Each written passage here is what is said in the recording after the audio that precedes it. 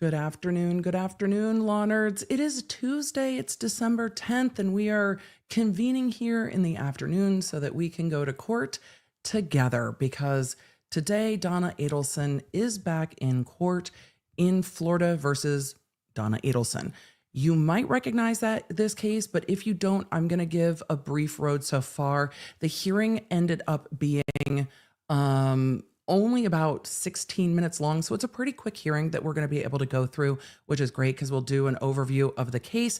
Thank you all for your patience as I had to push things back. My podcast recording ran long because there were new filings today and there were so many filings yesterday. I just didn't get to all of it.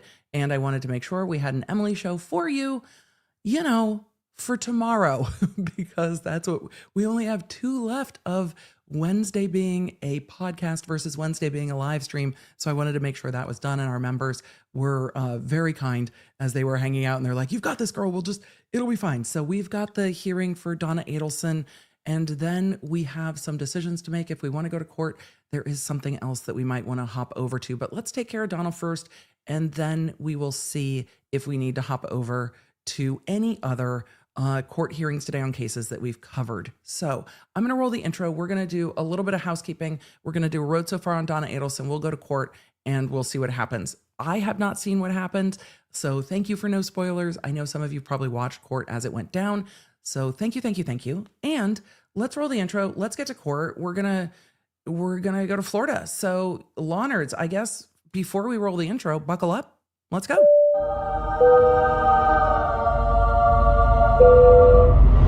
Hey there, I'm Emily D. Baker, the internet's go-to legal analyst, breaking down the legal side of the pop culture and entertainment stories we can't stop talking about. I'm a big fan of the cursey words. I've been a licensed attorney for over 17 years, but this is not legal advice. This is where the law nerds unite to talk about facts, not Let's get into it.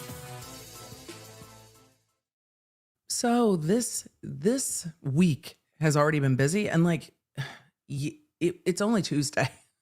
It's only Tuesday, but stuff started popping off in the Jay-Z Diddy case on Sunday. And then yesterday for me, as I was kind of digging through all of the legal filings, it became clear that Jay-Z was the one who filed a extortion suit in California. And then Attorney Busby sued Jay-Z's law firm in Texas, and it's just so much stuff. And then there's lots of other legal stuff that we're not even covering yet happening. So it's been incredibly busy. So I was really interested to see what was going on with Donna Adelson because it's all. But also breaking down, and if you're in the Law Nerd Lounge section of the app, then you will have seen that I posted that the Karen Reed trial did get continued until April. It's always so weird to me when the judge says agreed instead of granted. I'm like, well, does that mean granted? Like agreed? Are you like, cool? Like, sure. So the trial for Karen Reed got bumped to April 1st. No, I'm not joking, but they do need time to do discovery and have those conversations and what have you. So am I surprised that got bumped? No, I'm not. Am I glad that got bumped? I don't know, because it looks like Keefe Edie is still set to go to trial in March, and Corey Richins is set to go to trial in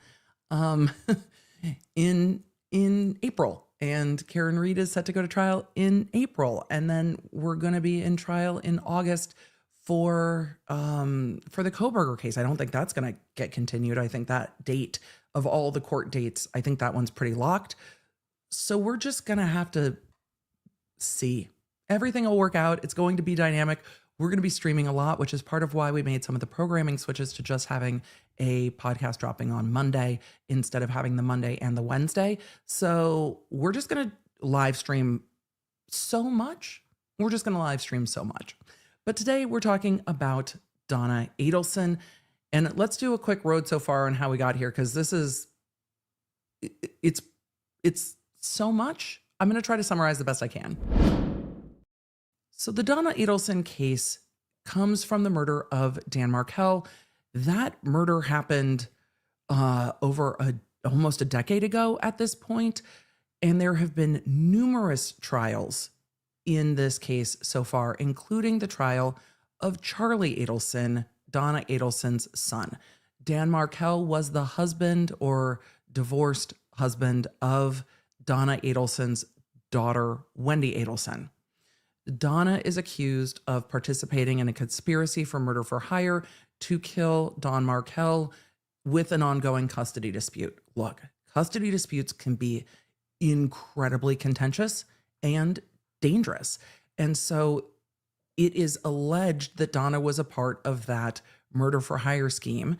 It's been proven to the conviction of Charlie Adelson and others that, in fact, a murder for hire scheme happened, and others have been convicted, including the two gunmen, the middleman, and Charlie Adelson. Donna is kind of the most recent arrest in this case, and after Charlie's trial went forward, when Donna got arrested, I was like, okay, what is happening? Donna had some very interesting jail calls with Charlie, tried to flee the country, and got arrested at Miami International Airport, and has been in custody since. Well, the things that happened after with the lawyers are wild. And if you've seen my coverage of those hearings, we went through them. We've got a playlist on Donna Adelson now.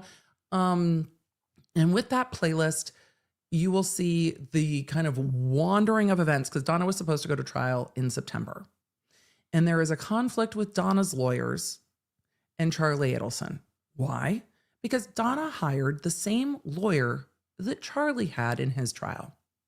But the state had Charlie on their witness list, and Charlie did not waive conflict as to his lawyers cross-examining him.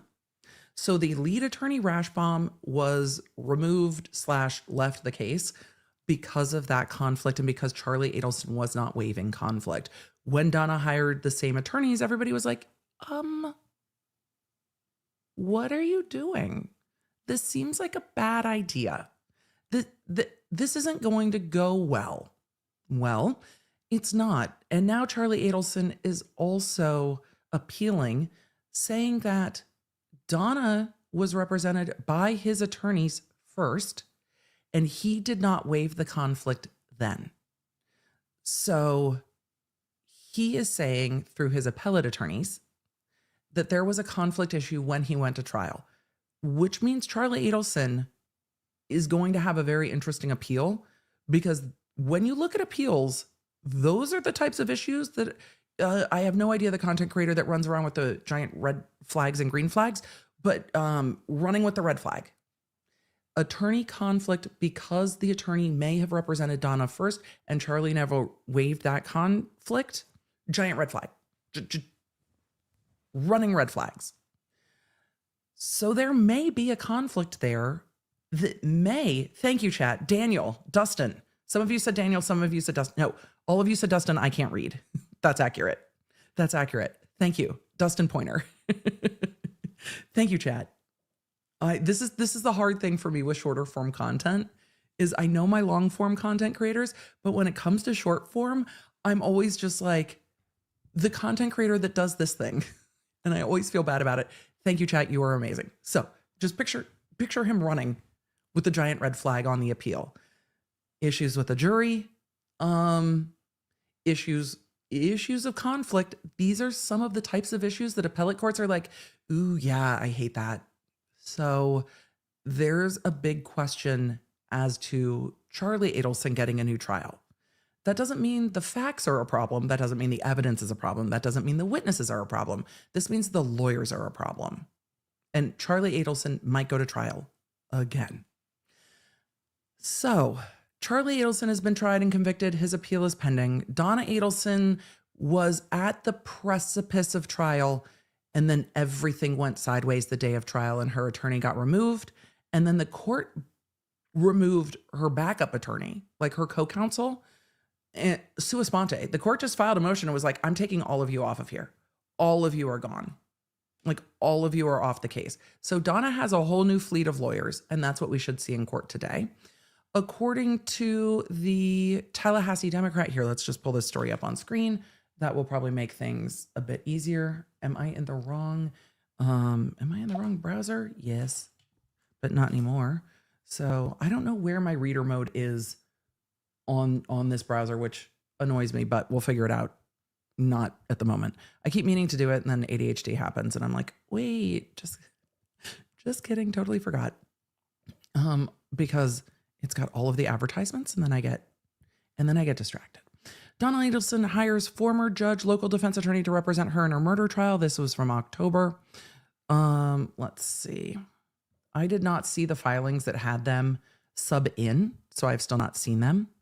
It says Donna Adelson, whose previous attorneys had to withdraw or were disqualified because of conflicts of interest. Yeah, the judge disqualified everybody that remained.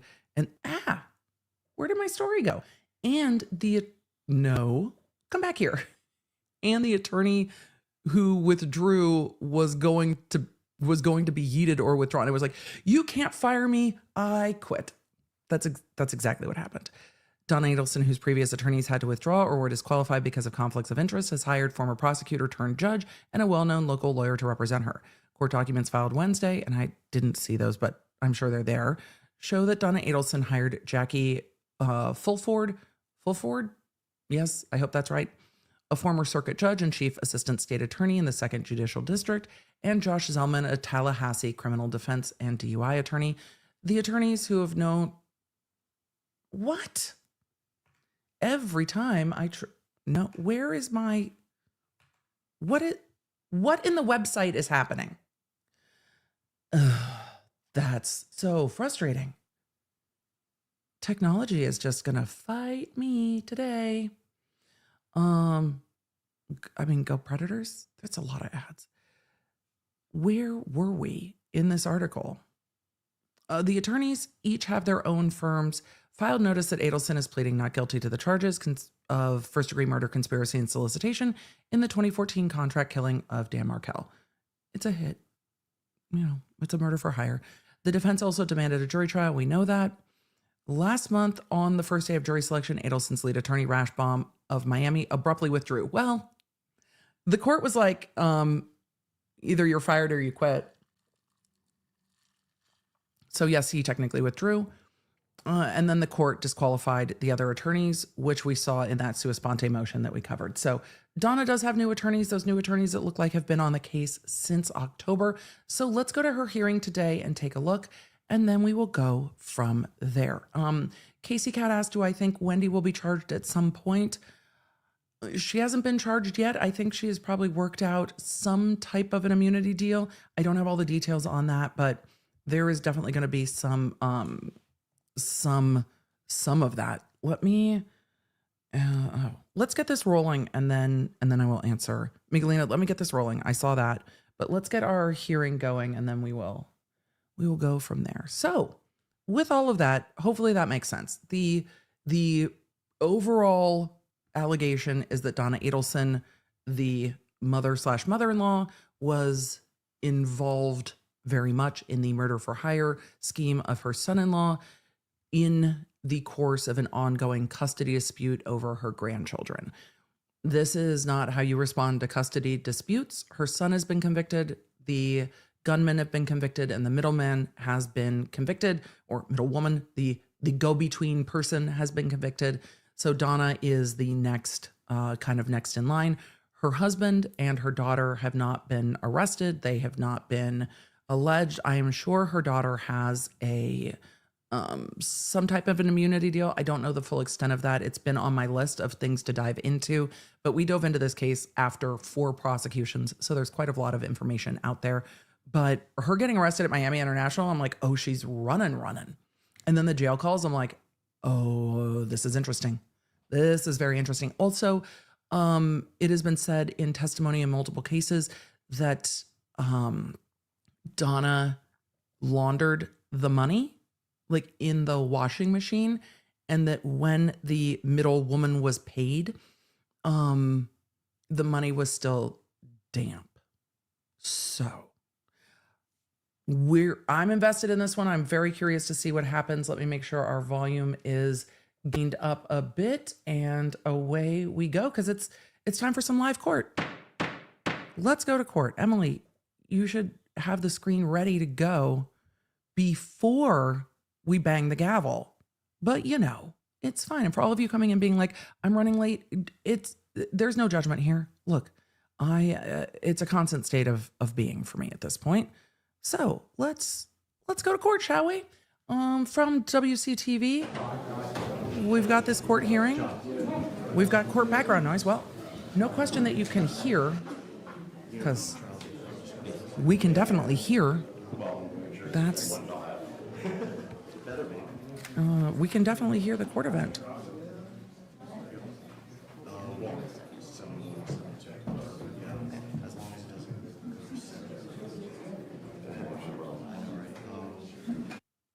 Do I need all of the court ambiance? No.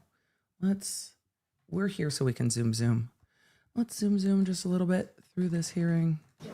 That's fine. Go ahead. Let's get started. Thanks, Your Honor. Let's get started. Good afternoon, Your Honor. Is it okay if we remain seated? That's fine. Go ahead. So, Your Honor, in State of Florida versus Donna So, underway.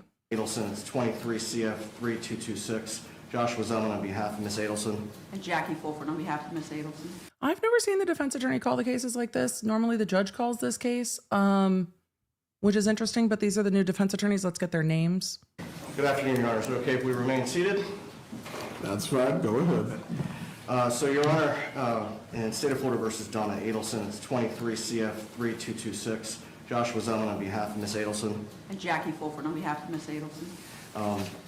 Pursuant to the court's October 24th order, Your Honor indicated that you desired that both Ms. Fulford and I certify on the record that we've reviewed the names of all of the witnesses. I have reviewed the names of all the witnesses listed in discovery, as well as the names of all witnesses who testified. Oh, I remember, because the court said, I need y'all to do the world's most thorough conflict check. I need you to check. I need you to double check. I need you to triple check. I need you to do all of the conflict check. I remember this. It's been a minute. So much has happened since October that my brain hurts. So, yes. Testified in all prior trials. I do not have any conflict. I've not represented or consulted with any of them. Conflict check. I would make the same representation, Your Honor, that I've reviewed everything and I have neither represented or consulted with them. Right, that deals with the issue then of any conflict occurring by prior representation, but go ahead, Mr. Yes, Your Honor. Shields. Ms. Kappelman asked me to represent the court. If we can approach and speak to sidebar real quick, please. You may approach. I could not hear what he said at all. But they are approaching. Hold on, I'm going to back up because I did not hear what this attorney said at all as the other attorney stood. So sorry to back up, but I could not hear that at all. And I would make the same representation, Your Honor, that I've reviewed everything and I have neither represented or consulted with them. Right, that deals with the issue then of any conflict occurring by prior representation, but go ahead, Mr. Yes, Your Shields. Honor. Ms. Kappelman asked me to represent the court. If we can approach and speak to sidebar real quick, please. You may approach. So Ms. Kappelman asked me to represent something to the court, so he's approaching. Okay. All right. And Donna Adelson, you will see, is not present in court. She is going to be on Zoom for this, it looks like. Oh, no, there she is. I didn't see her. Oh, well, there she is. That explains why there was an order for her. Well, there she is in court. I wasn't sure. Some of the hearings she's been on Zoom, some she's not been on Zoom. So, yeah. I don't know what they're approaching about, but hopefully they'll put it on the record. And Donna is present in court. They had pushed back the hearing a little bit due to transportation, so I was not sure if she had missed. Sometimes when people are a miss out, meaning they don't make it to court or they can't be transported to court, they just appear via Zoom. So we'll see. The audio was much better when this was getting ready for trial because the courtroom was wired for it. The courtroom today is just a status conference, so it's going to probably be recorded with the mic on the camera, which is a little bit harder to hear. But yeah, court living in jail is hard. So let's see. They're still approached. This is going to be a very short status conference if they're at sidebar for most of it. All right, let's zoom a little bit. I love Zoom room. We zoom perfectly for a person to apparate into screen. I don't like the extreme close-ups. All right. The issue of any prior representation, which I believe made it necessary to disqualify the previous attorneys for the defendant, that does not appear to be at issue here. The court is aware of the fact that Ms. Fulford did handle as a judicial officer the probate of Daniel Markell. However, my review of that. Oh, I'm going to back that up. I'm going to back that up real quick. The defense attorney is a former judge. So what the judge just said that was brought to the court's attention is that that judge handled the probate, which is dealing with the estate after death of the victim. So that's why it was brought to the court's attention, is that that judge oversaw the probate. Oftentimes that's not, I don't know if there was an extensive amount of litigation with regard to probate. Sometimes there is, sometimes there's not. But when that defense attorney was a bench officer, they dealt with the victim's estate. The fact that Ms. Fulford did handle as a judicial officer the probate of Daniel Markell. However, my review of that matter as well does not reveal anything unusual or abnormal as it relates to any probate case that would be handled in this circuit. Does the state have any issue that it needs to raise concerning the conflict checks and the response to the court that has been offered?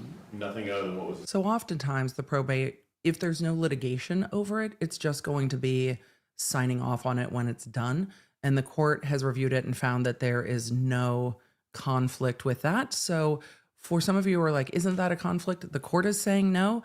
It's an unusual situation in most, well, not most, in a lot of jurisdictions. Once people are bench officers, they don't generally go back to private practice. So you don't see this coming up nearly as frequently, but it does happen when people become judges and they're like, oh, nope, that's not for me. So an interesting circumstance, an interesting circumstance, but it's like, I don't have a problem with it. And this judge has been incredibly cautious. I like him quite a lot. So we'll see. discussed the sidebar, Your Honor. Very well. So no further issues with that. Moving on to the issue of discovery, Mr. Zellman, Ms. Fulford, did you receive discovery without annotation from prior counsels? Yes, Your Honor. We've received limited items from prior counsel. We had a phone conference last week with both Ms. Kappelman and Ms. Dugan. Their office is going to be providing us with hard copies, or electronic copies rather, of all of the deposition transcripts rather than trying to secure them from prior counsel, as well as all of the exhibits from the prior trials and any additional materials. They're working with us on that. Their legal assistant is out until tomorrow, so when she's back in, we'll contact her to get those materials. Other than that, the state did provide each, both Ms. Fulford and myself, with complete copies of all the materials, all the discovery. Deadlines always seem to help move things along. Mr. Fuchs, please convey to Ms. Kappelman and Ms. Dugan all discovery that is going to be turned over as far as prior depositions, transcripts, exhibits, things of that nature. That needs to be accomplished by February 11th. I agree with the judge. Deadlines do help move things along. And we see a lot of bench officers that are like, I know you say you're going to do it, but let me narrow that down for you. And when the defense said we've gotten limited discovery from the other defense attorneys, that's not a problem for me because the other attorneys had conflict. So if anything the other attorneys had notes on it or any of their work or any of their thoughts or anything like that, it could cause a problem down the line. So I think making sure they're getting fresh discovery just from the prosecutors and not a ton from the other attorneys makes sure that the conflict issues don't taint the new attorneys. The reason all of the attorneys were removed is because of conflict issues. So making sure that that doesn't continue to be a problem is probably better. So now we've got a discovery deadline in February. Let's see if we get a trial date? Question mark? Yes, Your Honor. Yikes. As to any depositions you may need to take yourself, Mr. Zellman, have you identified any, or is this too early in the process? We've identified a few that Ms. Fulford and I have discussed. We have not yet spoken with Ms. I Kaplan. don't even have discovery yet. That's hard. Dugan about who those individuals are. I think that once we have that conversation, it'll be obvious why we want to take those depositions, but I don't anticipate it would be many of the witnesses. Have any of these witnesses been previously deposed by the former counsels? Potentially one has, that would be Mr. Corbett. But aside from that, I don't think that we intend to re-depose anyone who has previously been deposed in Ms. Adelson's case. Very well. As to when you may think you're ready to go to trial, do you have any preliminary Yes, please. musings on that issue? No. Musings? Yes, Judge, we had a phone conference with both of the prosecutors and review of your calendar, and although it's not established this way on your calendar, we were able to identify a trial period that all of us would be available, as well as the witnesses that we have. That trial period would have been June the 16th to July the 2nd. Not sure if Your Honor would be able to make that available to us, but that's when we all were available to try the case. I would need to check my personal calendar because Sure. we all answer to someone and I answer to Mrs. Everett. Yes, sir. Whether or not I'm Y'all, that summer, I'm gonna need to check my trial calendar to make sure my wife is okay with this trial date. I I enjoy this judge so much. I really like this judge. Some of you have asked if this is the judge that oversaw Charlie's trial. Yes. So this judge knows what he is getting into. So that's what's happening here. available the first week of July. I cannot tell you at the moment, but I will check. Well, I think the anticipation is that it would end on the Friday before that first week of July. That would really cut this the July 4th holiday. Yeah, but juries deliberate. Yeah, that was just out of an abundance of caution, adding those 2 days. Before we discuss a firm trial date, and again, any trial date we said, I want to be clear on this, is going to be firm. There's too much logistics that are involved with moving prisoners, with everyone who needs to be brought to here for making this trial actually happen. So when that trial date is set, it is going to be firm. However, you will have the time that you need to prepare. Thank you, Judge. I appreciate this, Does the Judge. defense need to be heard? What he's saying to the lawyers is, look, pick the date when you need to pick the date. Just pick the date. But once you pick the date, that is, in fact, the fucking date. That is the date. That is the date. So you take your time and you think about how much time you need, because they said they haven't even gotten the discovery yet. So they're not going to get all the discovery until February. And they're like, no, we'll be ready to go to trial in summer. So it looks like maybe June is what will work.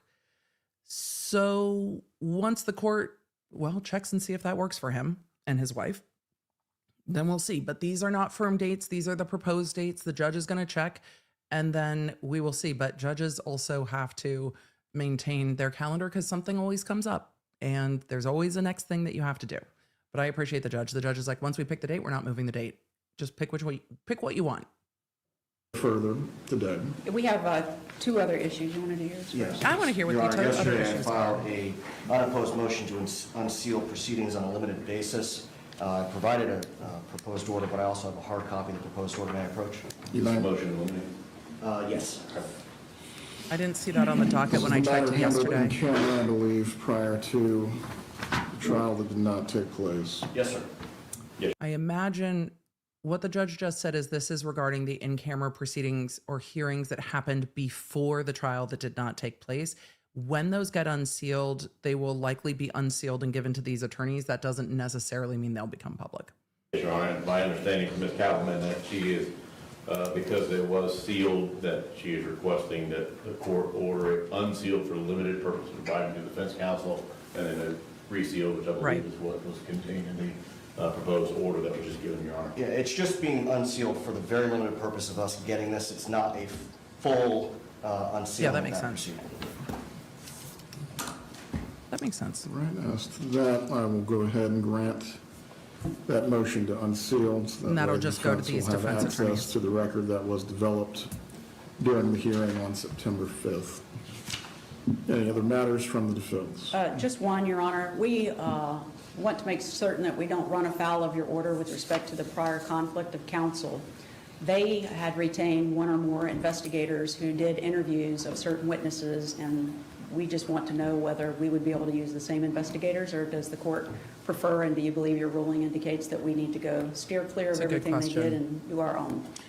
Like everything in life, it depends what was discussed between the prior counsels and the investigators. Yeah. Your Honor, to be honest, because of They didn't ask. your order disqualifying, we have not even spoken with the investigator or investigators that were previously retained because we did not want to create a conflict.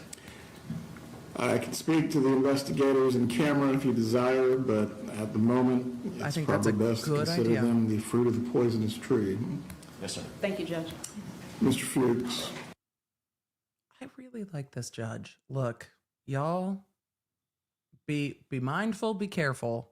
I'm here to help. If you want me to talk to the investigators, I'll talk to the investigators. But I also think you should just be mindful. And what they're talking about is whether or not they can use the same defense investigators who are helping them do work on the case, because if the previous defense investigators had information from the previous attorneys and the previous attorneys had information from Charlie Adelson, then that's the problem here. So what do those investigators know? And are they tracking down leads that they would only be tracking down because of information from Charlie Adelson? So it's probably better for a clean break. And this is the argument that when we finally get to, hopefully on Thursday, when we finally get to all of the new motions in the Diddy criminal case, this is their argument. Look, how do we unring the bell? If you already have the information in your brain and you already know what you know, you can't undo that. The shit is already out of the horse. So the judge is like, y'all, we're not going to fuck this up again. No position on that, Your Honor. No, not as to that. Does the state have anything to raise? No, Your Honor, nothing further, other than, again, what was discussed at that work. Let's go ahead and set a follow-up case management then for February 11th at 2:30 in the afternoon. At that point, I believe all discovery, depositions, exhibits should be turned over prior to that date. Any depositions that the defense is seeking to take, should notice including another deposition of Sergeant Corbett, go ahead and have those set at that point. And at that time, if it's possible, we will go ahead and set the trial date and establish all other deadlines. Discovery cutoff will be a part of any deadlines that will occur. However, you will have the benefit of what has already occurred in the case.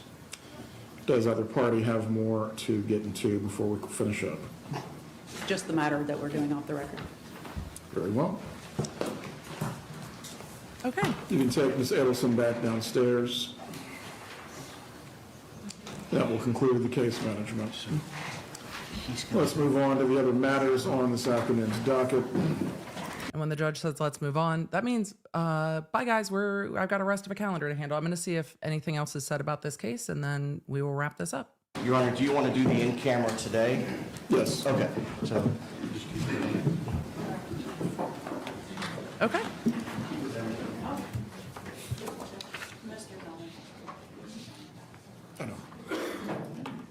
And again, we're going to let that wrap up. Miss Tonisha in the chat, good to see you. Said, is that it for today? Yes, it is a status conference. So it's just, what is the status of everything? And I'll summarize what we learned. It's a brief conference, and they should be. There's not a lot of issues, but you never know what's gonna happen. Charlie Adelson's appeal is going to be very interesting, and then when this gets set for trial is really what we're waiting for. But yeah, most court hearings and most status conferences are this. 15 minutes of everything handled, good, bye. That's all. So this is very typical. This is very typical of day in, day out court proceedings, which I appreciate. It's nice to have some normalcy in some of these cases because we get a lot of wild. It's nice to have a little normal. and not so wild. And then the other cases will be heard by the judge, and he'll just start hearing the rest of his calendar. So that's it for Donna. And we are done in court in Florida. So let's see if we can do a little bit of a summary. And then I have a question. Law nerds, then I have a question. But let's summarize first. Donna Adelson was back in court in Tallahassee, Florida today on a status conference. Very, very simple, but lots needs to get done. The defense and the prosecution indicated that their anticipated trial window is the middle of June 2025 through the beginning of July 2025. The judge said, well, I'm going to need to go ahead and check with my wife to make sure that that time frame will work for us and we don't have anything planned during the summer months. So we will see when the trial gets set in February. There have been new discovery deadlines set. The new the new attorneys are now a part of the case. This is the first time we've seen them on the record. They came into the case in October after all of the attorneys were removed from the case due to conflict, and they are getting discovery turned over from the government. So this case will be back in court in February. Of interesting note, it did come up that one of the defense attorneys was a former judge, and we knew that at the beginning of the stream. We looked at some reporting on who Donna's new defense attorneys were, and the judge defense attorney, last name of Fulford, I think that's how the judge pronounced it, but Jackie Fulford had taken care of the probate of the victim in this case, and the court found that that was not a conflict, but that did happen. So the defense attorney for Donna Adelson had handled as a judge the probate matter of the victim, Dan Markell, which is a very unusual circumstances. But again, once people are on the bench, it's also unusual to see them back in court as litigators. It doesn't necessarily mean anything. I have no idea why you would choose to go back the other way, but maybe it's based on freedom of life and having more control over your scheduling, but we will see. So as this case moves forward, Donna has 2 new defense attorneys. We have a potential trial date in the summer of 2025, and the judge made very clear, look, I will let you pick the date you want. I will give you the time that you need. But once you pick a date, the logistics of this case are so much that once that date is picked, that is the date. And that's because there are people moving or that need to be transported from prisons and from a variety of prisons because of all the previous prosecutions in this case. And we will see those that were previously prosecuted testify in this case, like most of them did in the last case. Whether or not Charlie Adelson will testify in Donna's case is something I'm very interested to see. And what will happen with his appeal before his mother goes to trial? Also, I am very interested to see. So with that, law nerds, I have a question for you. Here are the questions. Let's talk about what else is going on in court today. We can do some Q&A. We're always going to do Q&A. But I am going to I don't know what happened with the defense attorney. I'll take a look. But I'm not going to do it today. They forced the lady judge to retire. I'll take a look and see, cuz there might be some there, but I'll take a look. I don't know. We're going to start a poll to see if we want to go to court in another matter.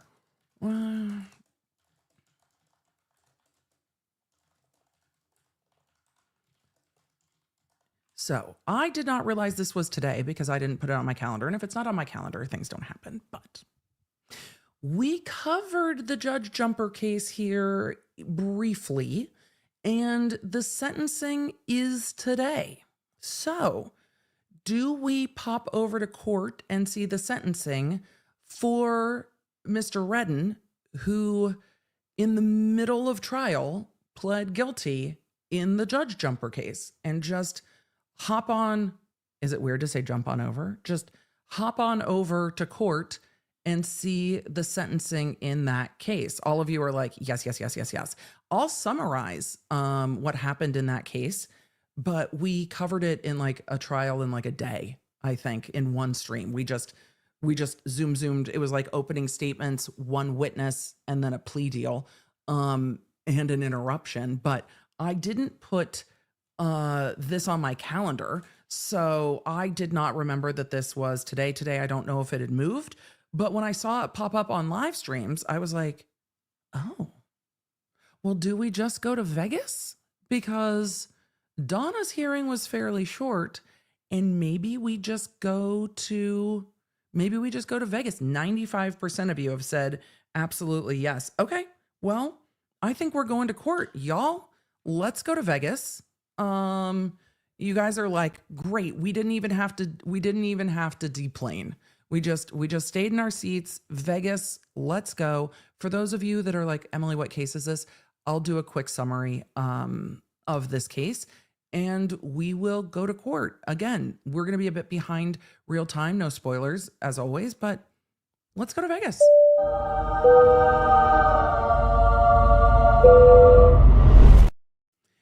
So, for those of you that aren't familiar with this case, fair. For some of you might remember it, I covered it in a day because we covered it a little behind real time of when this went to trial.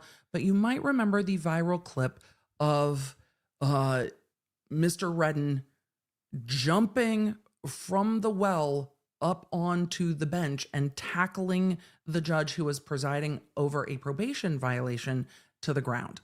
He was subsequently sentenced on that probation violation and then was charged with the attempted murder of a judge and much more. That case went to trial in Las Vegas, and we covered it in a day. We were able to cover it in a day because he pled midway through the trial. So the trial started, there were opening statements from both sides, and then the judge testified. The judge victim in the case testified. It was really just sad testimony. And then the law clerk that interceded in trying to pull the defendant off of the judge also testified. His testimony was so expressive. He was just like, I just couldn't believe it. And then it was such an unexpected day for him. And he knows this judge. They were family friends before he became the judge's law clerk. He like sprung to action in defense of this judge, and her testimony of being afraid that she was never going to leave that courtroom was absolutely heartbreaking. And he just came in with the, oh my God, I didn't even know. And then he's like flying, and then there's a judge, and then I just got up, and it was some of the most expressive testimony I think I've ever seen. And then the defendant pled guilty. There's not a question whether or not the defendant did this. He's on video. I think the question here is why, and at what point or to what extent does mental health play into this? So when he pled guilty but mentally ill, and that is what it is called in Las Vegas. But the reason he pled that way is because it allows for treatment in addition to custody. So he was pleading to allow for more mental health treatment. It seemed that when he had previously been incarcerated and was receiving treatment, he was doing well.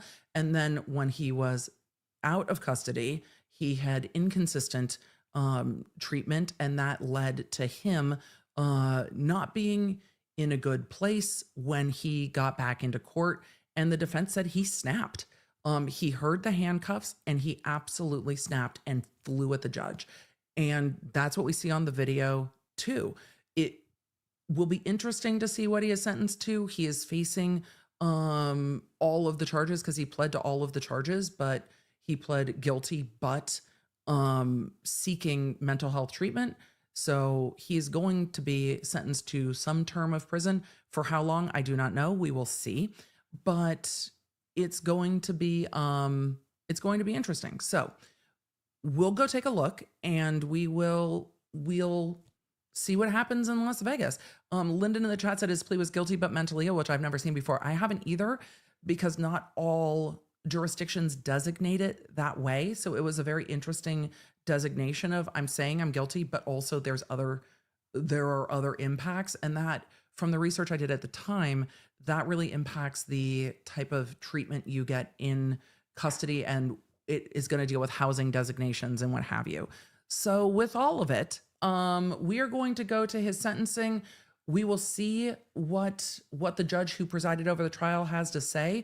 There were some starts and stops at the beginning of this from what I saw. So we're going to try to just get right into court with it. Hopefully the audio is not potato, but let's go to Vegas, people. Let's go to Vegas. I mean, Lawnards. Another time when we're not watching court, also let's go to Vegas, but let's go to Vegas. We're going to have to change the thumbnail at some point, but let's go to Vegas. So, no, there's court. There we go. All right. Let's go to court as the defendant is coming into the courtroom. And thank you for no spoilers in the chat. If any of you were watching along while we were watching Donna Adelson, thank you. Thank you. Now in session, Holy the shit, Honorable that's Susan loud. Johnson. Hold on. That was not a potato. Not a potato.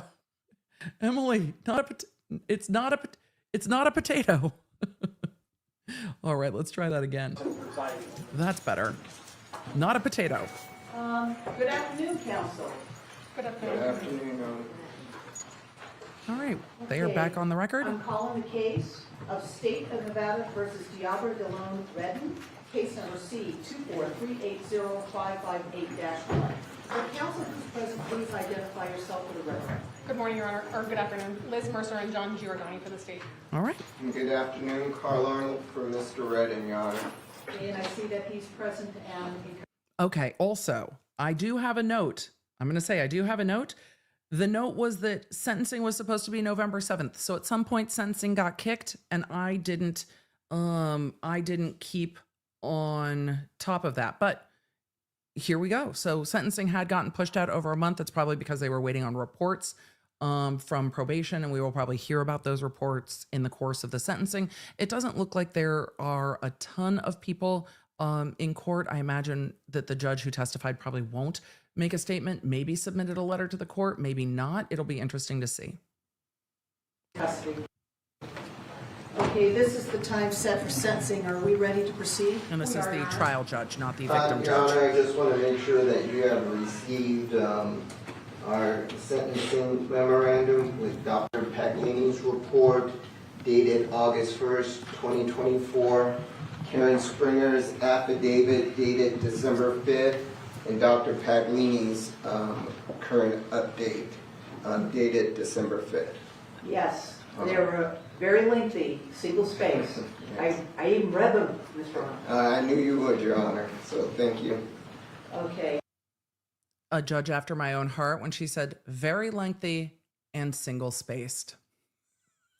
The way I felt that, the way I feel that, Your Honor, I feel you. Very, very lengthy and single spaced. And then June in the chat, because chat is bae, June in the chat said his first time for sentencing was delayed due to him refusing to go to court on the day. And that does happen. People do miss out. People are refusals. In this case, everyone's probably a bit more comfortable if the defendant wants to be in court that day, given everything, but he is shackled. He's going to be shackled for sentencing given the circumstance of this case, so I'm not surprised. Let's continue on. I don't think this judge is nervous. I think they are prepared. It was a very unusual circumstance of what happened in this case, and there are bailiffs in the room, and he is shackled with leg shackles, so I do not think the judge is concerned. And court is dynamic. All right. Mr. Redden? Yes, hi. Okay. I need you to stand, sir. Okay. Sorry, I feel a little nauseous. The thing right here. Are you okay? Yeah. I'm feeling better as I like to. Okay.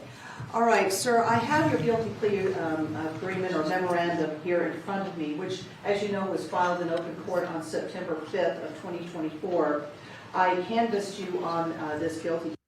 Give me 1 second. Miguelina, I think I'm going to switch feeds real quick so we have closed captioning, just because it's so much easier. So because we're a little delayed anyway, I didn't realize it says this feed has closed captioning, but then the captions aren't showing up. Let me try to turn it on and off one more time and see if it'll give us closed captioning. But if it doesn't, I'm going to switch feeds. Plea memorandum. Yeah, it's not giving You us signed any. it. It's not giving us any closed captioning. Since court just started and we have the option to make a different choice, we're gonna opt for closed captioning. So give me 1 second while I switch feeds. I hoped that it would have had it, but then Bringer's it did affidavit not. dated So give me December- 1 moment as I switch feeds. This feed seems a little bit quieter, but we can deal with that. I would rather personally have closed captioning. I think a lot of you in the chat feel the same way. So let's switch feeds real quick, and hopefully that is a bit better. It's always, again, always dynamic, and it's so hard when it says, hey, yes, we do have closed captioning, and then in reality, it doesn't populate. So I would rather have closed captioning. I think you would too. So thank you, Court TV, for having closed captioning on your feed because it makes it easy for all of us.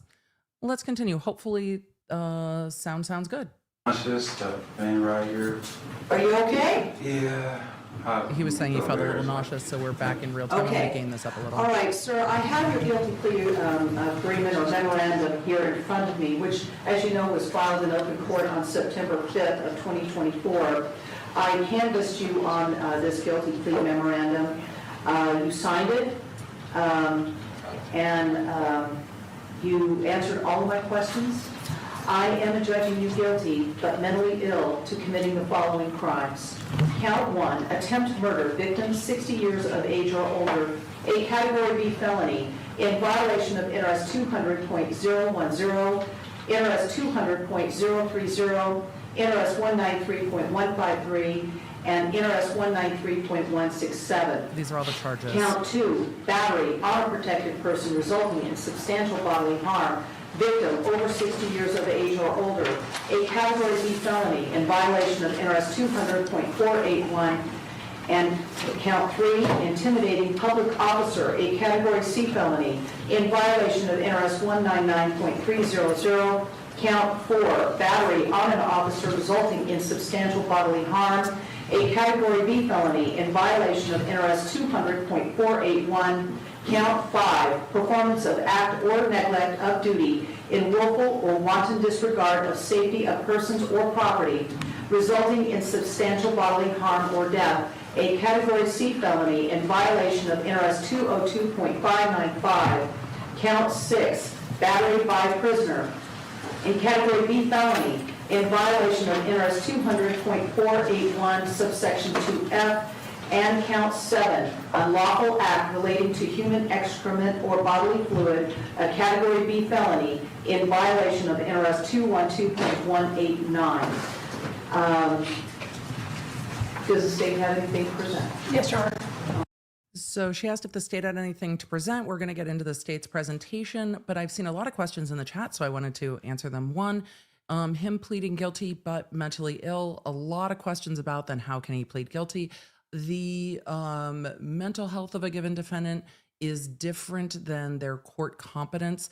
The standard for competence is specific, and it is also fairly low. Does the defendant know what's happening? Do they know that they're in court? Do they know what they're being charged with? Do they understand the charges? Do they understand the process? Can they talk to their lawyer about what happened? Can they assist in their own defense? So do they know what's happening? Can they assist in their defense? That is the standard for competency. So he is competent to say guilty, not guilty. That does not mean that there are not still other mental health diagnoses at play and that there are not other factors at play. So the pleading guilty but mentally ill goes into his sentencing and his housing. And for those of you that are asking, why does the age of the victim matter? Different jurisdictions have different ways that they express categories of crime or enhancements of crime. Sometimes it's its own crime where the age of the victim, older or younger, comes into play. Sometimes it's an enhancement on a crime. So a battery with the enhancement that the victim was either particularly young or particularly, I don't want to say particularly old because some of the statutes are not particularly old, but whatever the legislature decided, the legislature is like, yes, my age, please don't attack me. It's my age, whatever my age is. So then there are enhancements based on the victim's age, similar to enhancements based on the use of a weapon. Some jurisdictions have hate crimes as an enhancement. So if you have an assault and then the assault was because of a thing, the because of the thing is the enhancement. So it allows them to, instead of having a ton of different charges for assault, it's the assault charge and then the enhancements, or the attempted murder and then the enhancements. So that is why the age of the victim in this case matters, and why they were talking about the, I also saw you asking about the gassing or the bodily fluids. Yeah, when he got taken back into custody, there was spitting and what have you. So there's also a charge for hurling bodily fluids or excrement. That is the charge at someone and or at law enforcement, and that was happening when he was led back into lockup. Emily, have you ever seen excrement happen in court? Excrement happens, spit happens, other things, bodily fluids happen. Yep. Right? Happens. Thank you. Your Honor, before I begin my argument, this is the prosecutor. I would note that The prosecutor also looks like she's wearing something similar to what she was wearing during opening statements. Do you remember during opening statements when somebody like Zoom bombed this court and it seemed that people were on Zoom, and then all of a sudden we started hearing an SFW audio over the Zoom call, and the court clerk was like, it's on the Zoom. That also happened during this prosecutor's opening statements. This case, though brief, was something. that he has 16 days credit for time served, and that is because he's been under sentence of imprisonment in the case that he was sentenced on in front of Judge Holthus when the events in this case took place. Additionally, the state is requesting a total of $61,318.41 in restitution. Okay, $61,318 and 41 cents in restitution, and it should be paid to CCMSI. That's the company that administers the workers' comp claims for the 3 officers involved in this incident that sustained injuries. As the court's aware, we filed a very lengthy and detailed sentencing memorandum. I know, I read that too. So I'm not going to spend a whole lot of time regurgitating everything in there, but there are some things that I want to point out for the court.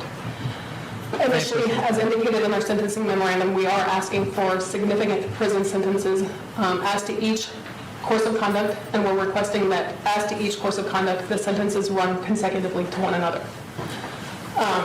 So the prosecution is saying that there is over $61,000 of restitution that is being paid to the workers' comp company, and then, or they are asking to be paid to the workers' comp company, and then they are asking for a significant amount of prison time for each charge, and they are asking for those to be consecutive, meaning after each other instead of running concurrently at the same time. She also said that there is only 16 days of credit for time served because he is serving time on another case. So while he is in custody, the time he is in custody is counting to that case, and they are not asking for it to run at the same time. So he's not earning time served on this case and serving time on that case. She's like, we're not doubling up on time. He has 16 days on this case, but he is serving time on that other case. Did you have some run concurrent? I'm looking at page 3. So the counts would run concurrently as to the victim, but consecutive between the various victims, essentially. Right. And so it's the state's position, Your Honor, that the defendant's very lengthy criminal history, his demonstrated lack of impulse control, and his inability to completely accept responsibility for his conduct, as well as the egregious actions in this case, warrant such a significant sentence. I would note that his criminal history dates back to 2011. In each event, as you read through the reports, they all stem from his poor impulse control issues. And prior to this case, he was convicted in 12 other cases that all involved some level of violence. In 9 of the 12 cases that he committed new offenses while charges were pending, and the longest that he went without reoffending was a period of 2 years and 2 months. The only time that he did not commit new crimes was when he was in custody, Your Honor, and subject to detention. I point these things out because it is obvious from his demonstrated failure at supervision that probation is completely inappropriate for someone like Mr. Redden, and he should be detained for as long as possible, because the only time that the community is safe is when he's in custody. He has demonstrated that he's incapable of being rehabilitated or reformed. When you look at his record, he was actually in mental health court for a total of 5 years. And even after that 5 years, he committed 2 more violent offenses. One was an attempted home invasion and committed in September of 2021. And then in April of 2023, he committed the assault with deadly weapon that was dealt down to the attempted battery, resulting in substantial bodily harm, for which Judge Holthus sentenced him. And then in January 2024, when he showed up for sentencing in that case, he committed the horrific crimes in this case. Additionally, as the court is aware, you were provided 2 expert reports, one from Dr. Rowley and one from Dr. Paglini. Both doctors found that he was not suffering from any sort of delusional disorder at the time he committed the crimes in this case. Dr. Rowley noted that he has problematic insight and judgment, but noted that those issues relate to personality issues and not his mental illness. And that in Dr. Paglini's report at the bottom of page 17, he noted that he has no insight or self-awareness pertaining to his violent history. On page 26, he noted, page 34, he noted that Mr. Redden's impaired judgment is based on personality dynamics and not psychosis. So Mr. Redden was perfectly aware of what was going on at the time he committed the crimes in this case. And that's going to be a big factor for sentencing too. She was saying, look, he was not suffering from a delusional disorder. He did not fail to perceive what was happening in court. He knew what he was doing. He chose to do what he was doing, and he has poor impulse control. And all of his, when she was listing out his record, she's like, his record has quite a lot of crimes, and all of them are crimes of violence. So her position is, look, this case did not happen because he was acting out of a delusion. That would be a different circumstance. But also, if that's what was going on, the case probably would have been treated differently from the beginning if that's what the doctors had found. So she also noted that he had been in mental health court for over 5 years. So that's why she's asking for consecutive terms for each victim. I think that what you notice pretty glaringly when you look at his criminal history is that Mr. Redden has repeatedly failed to recognize that he is the common denominator in these cases. It is his actions that end him up in situations such as this. It is not him being victimized by other people. It is his conduct. And until he accepts responsibility for reforming his conduct and for his poor impulse control, he's really incapable of being rehabilitated, because if he doesn't believe that he's done anything wrong, what's the incentive to improve? As to the facts of this case, Your Honor, Mr. Redden cannot be permitted to retaliate against a sitting judge and officers of the court when he's displeased with the outcome of a criminal case. Judges need to be free to make the rulings that they believe are appropriate based upon the information presented to them. And due to his extreme conduct in this case, a heavy sentence is warranted, Your Honor. It is my understanding that Judge Holthus does not wish to address the court personally, but she has prepared a statement that Mr. Giordani will read to the court with the court's permission. We would ask that it be read last, as it is essentially a victim impact statement, which would statutorily be provided to the court last. Thank you. So the judge is not going to appear and give a statement. The DA is going to read a statement in. That happens in cases when either victims don't want to read them into court or do not want to be in court with the defendant. But for those of you commenting on the DA's voice, she sounded like that during openings too. That is what her speech is, and so it is what it is. That's exactly how she sounded during opening statements as well. So I'm not really putting much stock into that, because that's how she sounded during opening statements as well. So I'm interested to hear the judge's statement being read in. So. I'll let Mr. Redden speak first if he wants to address the court. Okay, so we're going to hear Mr. Redden address the court. Judge, Miss Judge Susan H. Johnson, I don't understand why the state is like really going after my character. I mean, I've always had problems since I was a little kid of like psychosis and being in big crowds and always feel like my life is in danger. I didn't know, being a young person, even in middle school, elementary school, knowing that like I fear for my safety.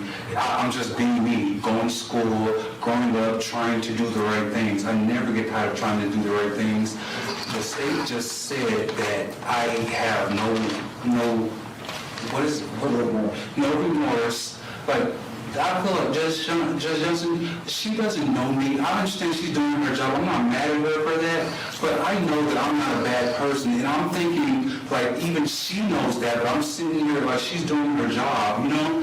And I believe that you all know that I'm not a bad person. I'm not an evil person. When I came to court on January 3rd, 2024, I was listening to music. I was in a good mood. I had a stable place to stay. I was trying to get a job. I did not catch any new charges.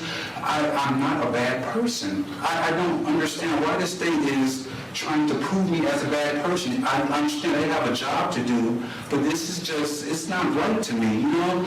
I'm not an evil guy, and I just keep going after me. I see spirits, I hear voices. I've been going through this for over a decade now, really since 2012, you know?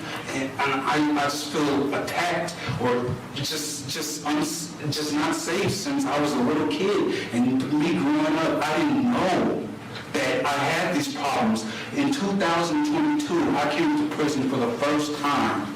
I accepted responsibility for my actions when I did what I did. I committed a crime in 2020 of December. It was 4 years ago. I paid my debt to society. I got out thinking I'm going to get work. I was really sick and ill. I was very malnourished. I don't complain about things. I don't point the blame when people have done me wrong. I still treat everybody right. And the state just stated that I have no remorse and they feel like I'm a bad person. I just don't understand why are they coming after me like this. But I understand they have a job to do. When I came to court, I know for a fact, Judge Johnson, I met Judge Holthus in 2023 October, and you know what she told me when she revoked my probation? She said, Mr. Redden, I hope you get the help you truly need. I said, thank you so much, and I meant it. I know for a fact I'm not an evil person. I think all of you guys know that, you know? But I'm not going to use stuff like me being on camera for my actions, you know. But I know for a fact that I cared about Judge Mary Kay Holthus' well-being. When I left my house that day at 8 Road Circle, I left my keys to my apartment, to my family, you know. And I got in the car and I came to court doing the right thing. I gave up everything, but in case I don't get probation, I was like, well, at least I know I tried. And I'm sitting there talking to Judge Holthus, Miss Johnson, and I swear, I started hearing voices in 2012, really in 2014. I'm gonna make a long story short, but I just want to get the facts out because I don't want the state, I understand they have a job to do, but I'm not a bad person. I'm not an evil guy. And I think the state, that's not a But I think the state went a long way to say he has a dangerous record. The state was not personal. The state wasn't even particularly hyperbolic. What they said is he had 5 years in mental health court. He has a very long history of violent crimes, and that is a problem. And the 5 years of mental health court are in lieu of prison. So when he's saying that the first time he went to prison was in 2012 or 2022, it's probably because of the long stint in mental health court while he was still picking up other cases. Some of those cases being domestic cases. So it's a very, very difficult thing when somebody goes through mental health court and it doesn't change, because at that point it's tough. So when the prosecution is saying, look, you're not really appreciating your actions, he's like, look, I have every thought of the judge's well-being. I don't think that's accurate. And the state has reports from their doctors and the defense has reports from theirs, and that's what the judge has. So it is tough. However, I think the state went a long way to just present the facts, just the facts. His record is this, the opportunities he's been given are this, and now we are here. I came to court and I'm in a good mood. I'm listening to music on my phone. Whatever. I remember I got about to hug my mom, my foster mother who raised me since I was 11 years old. I hugged her as I just kissed my donkey brush. You could see it in the videotape, so I was in a good mood. I don't want to be known as a person who has mental illness because those people get attacked. I've heard so many people who have mental illness commit suicide and kill themselves and commit things that they really don't mean. I hope I don't have mental illness. I try not to have mental illness, you know. I don't want to be known as a person who has mental illness because they get attacked, you know. So I try my best when I'm going through all these problems. Since I was a little boy, like I told you, I didn't know I had these problems until 2 years ago. I was sitting down in prison and I had this dictionary and I was like, oh, that's what that word means. That's what that really means. I didn't know that. Oh, stuff has a deeper meaning. You know, like, wow, I never could think like this. I was in prison with nothing to do. I did a 12 to 30 months. I did 15 months total, and I cleaned up my sentence. I paid my debt to society, and I got out as a good, productive member of society. I didn't know and didn't want to believe that I had mental problems, you know. I started seeing spirits November 2022. I'm not making excuses for my actions, but I'm saying I'm not a bad person. And I know that I did not intend to kill Mary Kay Holthus. I know I cared about her well-being, Judge Johnson, you know? And I came to court that day, and I was talking to her, and I told her I'd never stop trying to do the right things. I wasn't pointing like, oh, this person did this to me, I deserve a chance at probation. Like, this is not fair. All I see was red, and all I heard her say, oh, this? Like she said, I finally watched the whole video. I was sitting here in the courtroom with all of you guys, and I finally saw the entire video.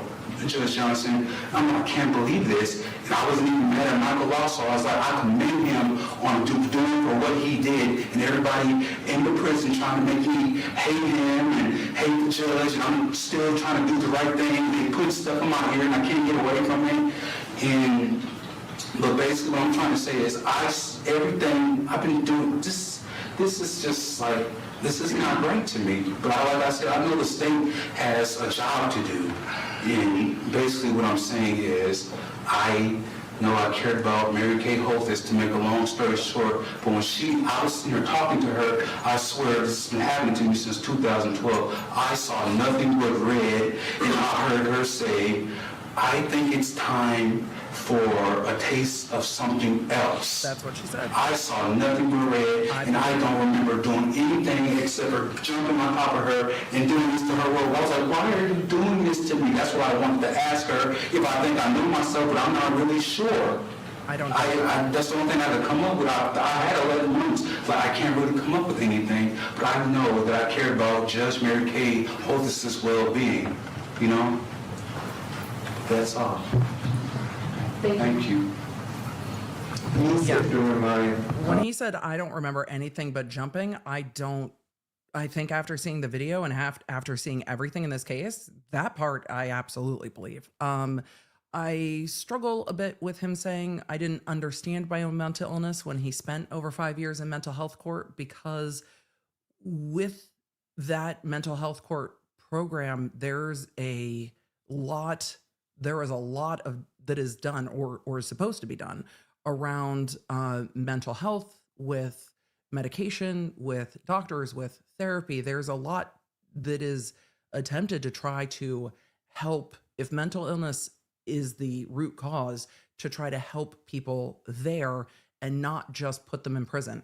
So it's a struggle for me when I hear the prosecution say he's had 5 years of mental health court, and then him saying, I didn't even know any of this about myself until I went to prison, which was after the 5 years of the mental health court. But when he said, I just saw red, that 100%, that 100%. But that's also what the prosecution is saying, is that that's part of the problem. So I don't know if we'll hear the judge's letter read in now, but let's see. Sure.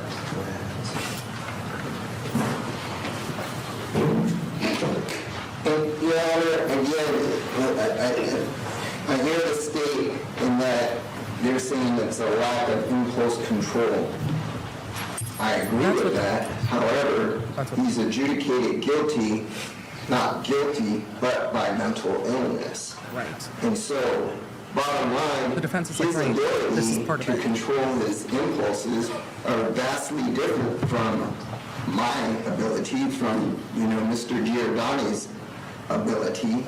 He does not have the same ability to control his anger, what he's going to do, because, And that's as you saw in Dr. Paglini's report, from day one, from birth, he has had I gained this that down a mental little to help illness match based me and upon a little his bit better. mother's drug use at the time of her pregnancy, the stuff that he saw during him growing up, going through different households, going to a stable home in his foster parent, but he was still unable to comply with just normal behaviors.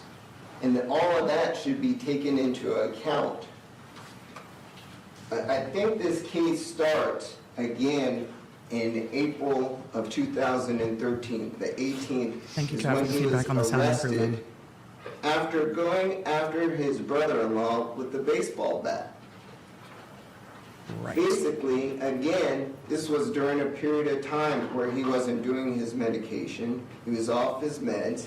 He's going through his paranoid disorders, whatever those that were outlined by Dr. Paglini. And this whole incident arises from that. He gets into court and he's deemed incompetent. He can't comply with the normal court proceedings that were occurring. He refused transport 3-4 different times. Then he gets into court and he's unable to control himself. Why? Because he wasn't on medication. He goes to competency court. He is eventually given medication to subdue the voices, to subdue his impulses. And yes, you can and be he's restored able to to competency comply. and then tried. That person that is able to comply is the person that we see today, Your Honor. We made sure that he was on his medication. We asked the prison. I asked him personally. That wasn't done prior to his sentencing in the original case that occurred out of the 2023 incident. And that's the other point I wanted to bring up. This case is very different than most of the cases where we have a mentally incompetent person Because he was restored in to the court competency. proceedings. Usually, their incompetency keeps them in custody. This is the first that I'm aware of that they're actually released out of custody. He was released, and then he had the inability to get back on the medication that was being given to him free of charge at Clark County Detention Center. He tries to make appointments, as you saw in Ms. Springer's affidavit, to get this medication. For 2 months after his release, which again is an occurrence that I haven't seen before, he's unable to get that medication. Of course, he's going to slip back into the same impulsive behaviors that he had before. Of course, he's going to slip back and not being able to suppress the thoughts and delusions that he was having. He went back right to what we saw in August 2023. And so again, that should all be taken into consideration. The state is asking for consecutive time. Part and parcel, his mental illness continued from the 2023 incident all the way until today. He was never released after sentencing in January 2024. We're asking, and I'll get to how much time, but we're asking that it all be run concurrent with his sentence that was received from Judge Holthus, the 1948, to whatever Your Honor believes is appropriate today. And the reason why we're asking for this to be concurrent is simply because he didn't have the chance to get out. He didn't have the chance to rehabilitate himself. He didn't have the chance to demonstrate to the court that, okay, he learned his lesson.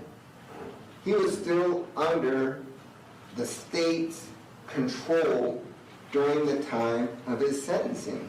The same state that we forgot to inquire prior to his sentencing, whether he was under his medication, the same state that didn't provide him with his medication, the Mojave Health Clinic, being it during the holidays, was unable to give him an appointment. I believe that this case has shed light on people's mental illness and what we have to do to, number one, bring them into court and understand what they're going through. And I don't think the answer is just throw away the key, give them a whole bunch of years. That benefits no one. We understand that a message has to be given.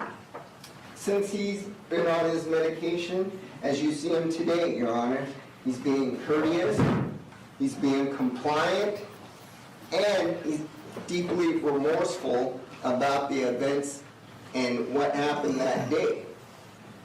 What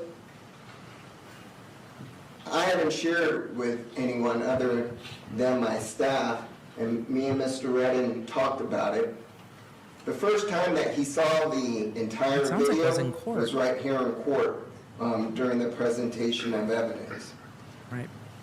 I was Which is sitting right interesting next to him. me, that the defense is saying, look, the first time he saw the entire thing was when we were in court and it was played in court, which is also interesting to me that they didn't show him any of that before.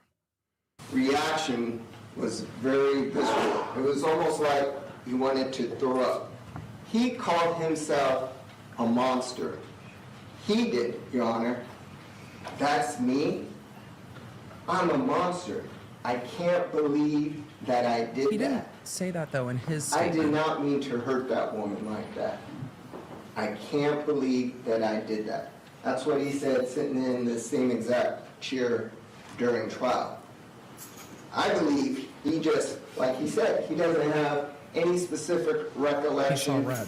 Yeah. of coming over the bench, but when he saw it, he was deeply remorseful. He was just shocked about how he could act that way.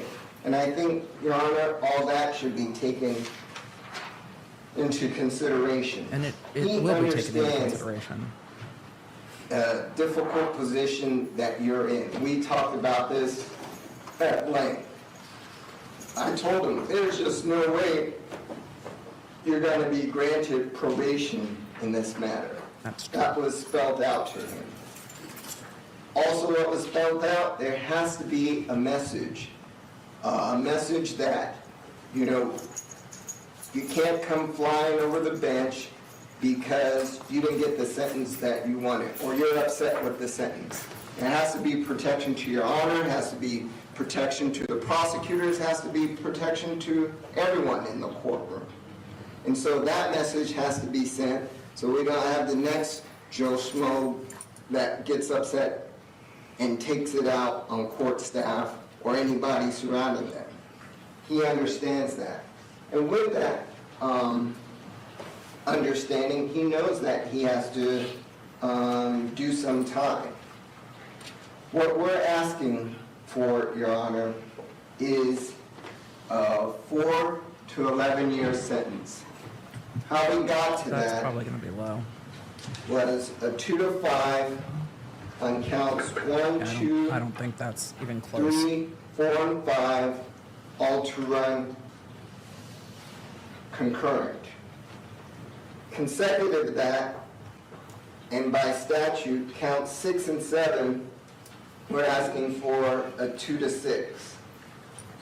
So the total And the of defense is that breaking down and the how count they are 6 and going 7 to, are running concurrent with each other. Get to that 4 to 11 year sentence. So, and we're asking also that be concurrent with his current 19 to 48 sentence. So we're asking for a 4 to 11 year sentence. We're I asking think for that's concurrent with what he's currently sufficient, serving.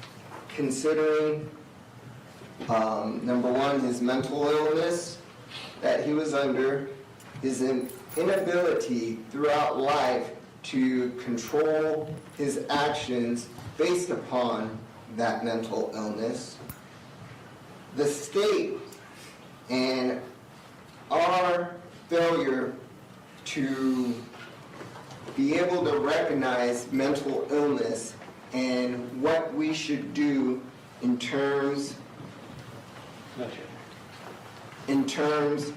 of addressing it, getting him the type of help, and not just throwing him into prison, but figuring out ways, which we're not equipped with, but Well, that's a why he was in mental psychologist health court, though, would be counsel. more adept to figure out how to help these individuals and give them a life plan or whatever it takes, so when they do get out into society, they're able to comply and have appropriate behavior. As you saw from Ms. Springer's affidavit, this was an individual coming off of his meds that still wanted to comply. He had a living arrangement. He was trying to get to his appointments. He even obtained a job at the Teamsters union and received a dispatcher job, while he was waiting for sentencing that day. This is a person that can and would be able to do it given the appropriate help from a psychologist and mental health counseling. So we're asking again, Your Honor. And I think the defense might have a better chance at this if there hadn't been quite a lot of mental health court intervention before there was prison intervention, which it goes to the prosecution's point as, there was years of mental health court intervention before there was prison time. So if that hadn't been the case, I think the defense would have a bit more luck being persuasive here with the court. But given a history of over 10 years with a lot of that time going through the mental health court system, it's going to be a little bit harder for the defense to make this argument. So we'll see what the court ends up saying. Considering all the information that was provided to you, considering the gravity of, his mental illness and his life, that you sentencing to what we recommended. And with that, I submit. Thank you. On behalf of Judge Holthus, Judge, So the they're going to read impact the on me judges. and my family has been substantial, both mentally and physically. And this is the victim impact statement from the judge. So the judge's victim impact statement is being read in by one of the prosecutors. The impact on my professional family has also been significant, both mentally and physically, especially in the case of my Marshal Shane, who suffered horrific injuries trying to protect me. To him, I am incredibly thankful and so very sorry. But for 6 men, grown men, half of whom were unarmed, I would not be here. To them, I owe my life and will forever be grateful. For years, the system has tried unsuccessfully to help the defendant conform his behavior and limit the danger he presents. Instead, his behavior has escalated to this: trying to kill me as I sat, just doing my job, in a courtroom surrounded by guards and court personnel. He made a conscious decision to kill me and made every effort to succeed. If he had his way, he'd be facing a sentence of life without the possibility of parole for murder. It is likely no surprise that for me, as well as his future victims who may not be as lucky, I wish for the maximum sentence allowed. Thank you. Were there any other speakers? No, we'll submit it, Judge. And that's the end of the impact statements. Mr. Redden, I am not going to run any sentence that I impose today concurrent with that issued by Judge Holthus.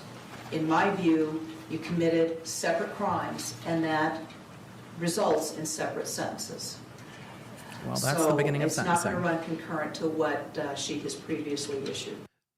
There were 2 times that the defense asked to run concurrent, meaning at the same time. The defense asked that the sentence in this case run concurrent to the case that he was sentenced on after the case he was being sentenced on when he jumped over the bench and attacked the judge.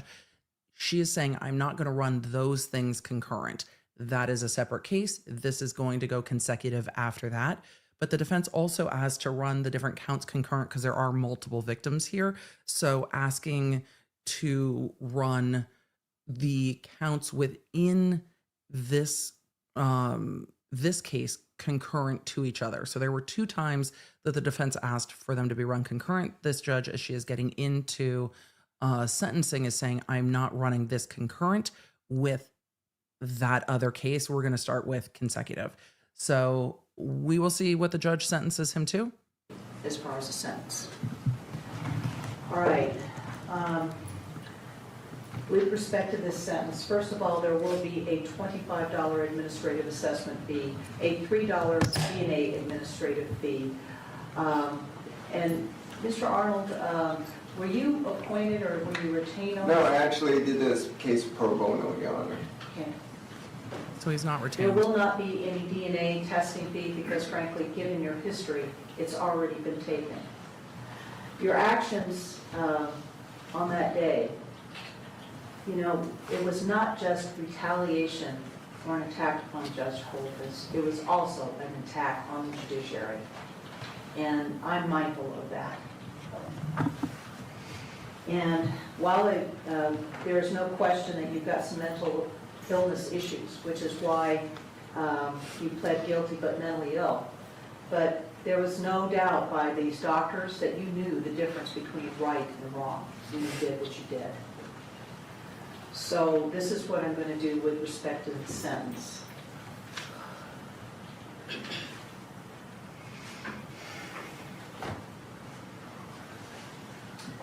Okay, with respect to count 1, sir, I'm going to do this.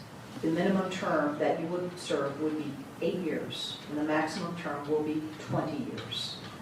Plus, there will be a consecutive potential maximum term of 8 years to 20 years. So with respect to count 1, the minimum term that you will be serving combined would be 16 years, and the maximum will be 40 years. With respect to count 2, the minimum term that you will serve will be 4 years, and the maximum term will be 10 years. With respect to the consecutive enhancement, the age enhancement, the minimum that you will serve will be 4 years, and the maximum will be 10 years. So with respect to count 2, the minimum term combined will be 8 years, and the maximum will be 20 years. The term that I impose with respect to count 2 will run concurrent to count 1. With respect to count 3, We'll talk about sentencing when she's done.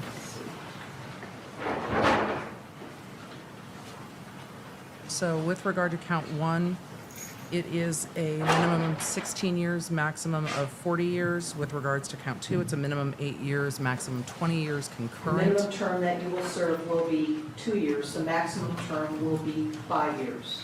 That term will run consecutive to counts or to count 1. With respect to count 4, It's a minimum of, the minimum term that you will serve will be 4 years, and the maximum term will be 10 years. That also will run consecutive to counts 3 These are for and separate counts victims? 1. so these are consecutive.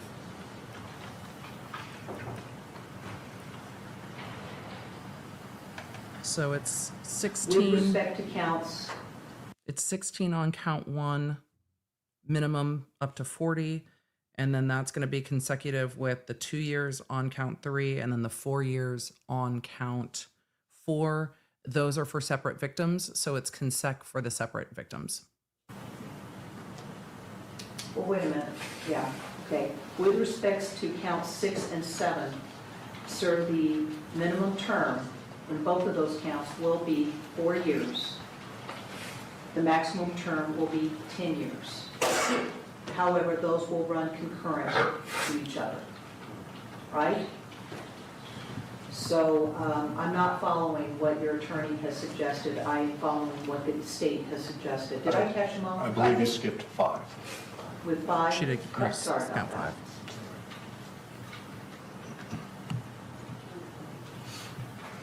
So the separate victims are, Okay. the separate sentence with respect to victims are count 5 consec. will be a minimum term of 2 years, and the maximum will be 5 years. That will run consecutive to count 4.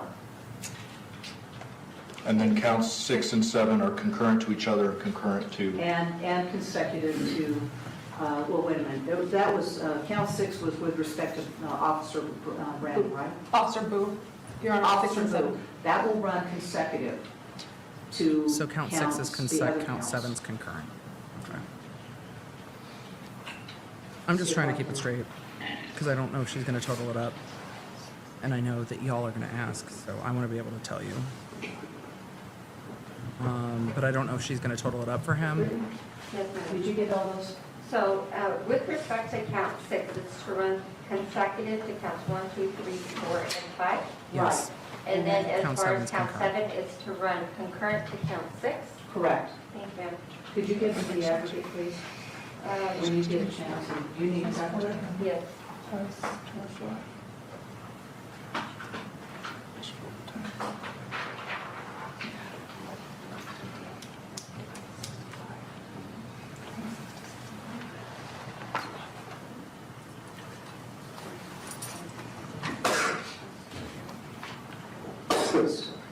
you show 26 to 65.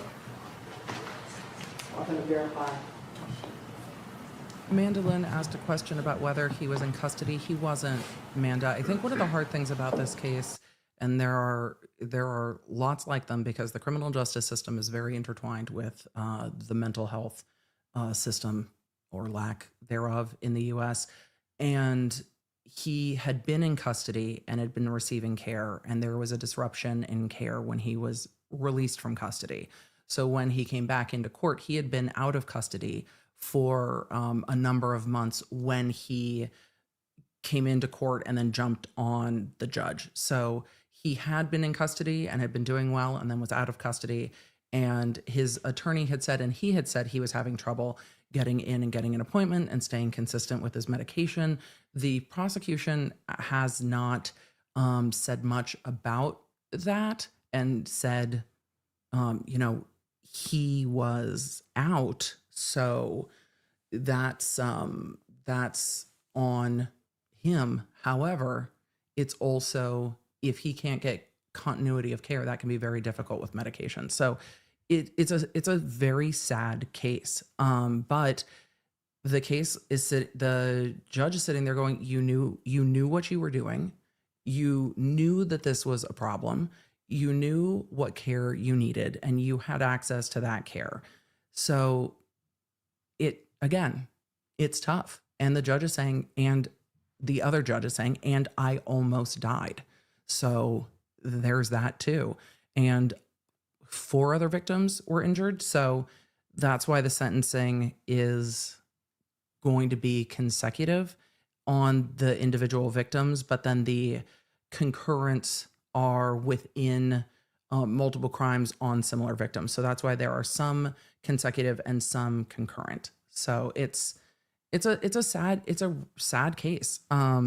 So it is a sad case. I know it became quite an internet meme, but I think it was, I don't know. I never covered it when it was just the video clip because, again, there's always time for more understanding about the case. And there's a lot more understanding to be had about the case when you walk through it. And everyone in this case has changed because of it. Everyone in this case doesn't want to be in the position that they're in, the victims and the defendant included. And everyone in this case wishes it didn't happen. So it's tough. And so when it came to trial, I wanted to cover the trial. But when the initial video happened, I didn't want to cover it without understanding more of the situation because it's a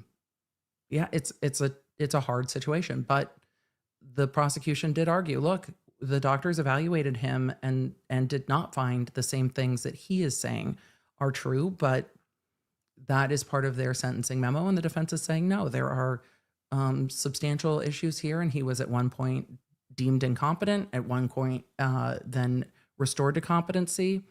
And that's where we're at. So it's a hard case all the way. It is a hard case all the way around, but there is a balance in the criminal justice system of keeping the community safe and trying to make sure that defendants are rehabilitated and are treated individually and appropriately. And there's been a lot of interaction with this defendant and the courts. So that's part of what plays in here, is that this is not the first time this defendant is in court. We'll continue.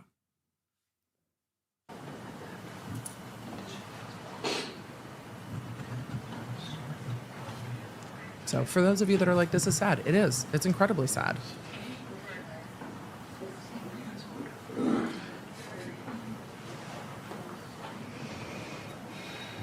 Well, that does sound about right, but they're... The court's calculating something.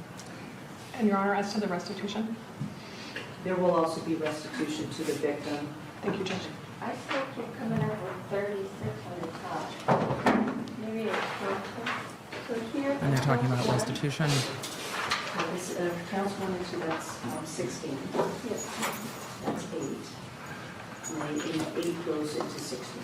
Yeah, so here I have the, and then you have the added 8 over 20. The average is 1640. Right. And then here you have, it's going to run consecutive, so you said average. Well, after this, Yeah. this will run, So they are talking about a sentencing sheet, it sounds like. okay. Okay, so 26. Yeah, count 2 will run concurrent to count 1. She said So that. 26 on the bottom. They're all trying to math. On the top, you have 40. Here, count 2 is concurrent to count 1. Count 7 is concurrent to count 6. Everything else is consecutive. We good?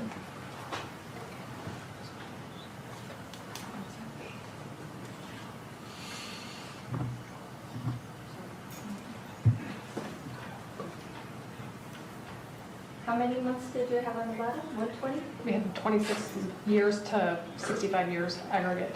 65. That looks about right. Lyndon is always bringing compassion to the chat and said, to be fair to lawyers, interval arithmetic isn't intuitive. It's true. It's very true. They're tallying up fees and fines. CCMSI? Yes, Your Honor. And what does that stand for? I don't know. I apologize, Your Honor. They're talking about the restitution and the company that paid for the workers' Let me know comp. what that is, because we need to put that in the judgment of conviction. That'll come from any And we earnings need to he give makes this gentleman in credit for custody, time served. if there 16 are days. any. 60 days? 16. 16 days. Okay, Thank you. Thank you, Judge. okay. Thank you.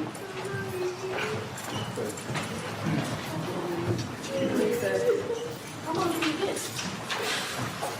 How long?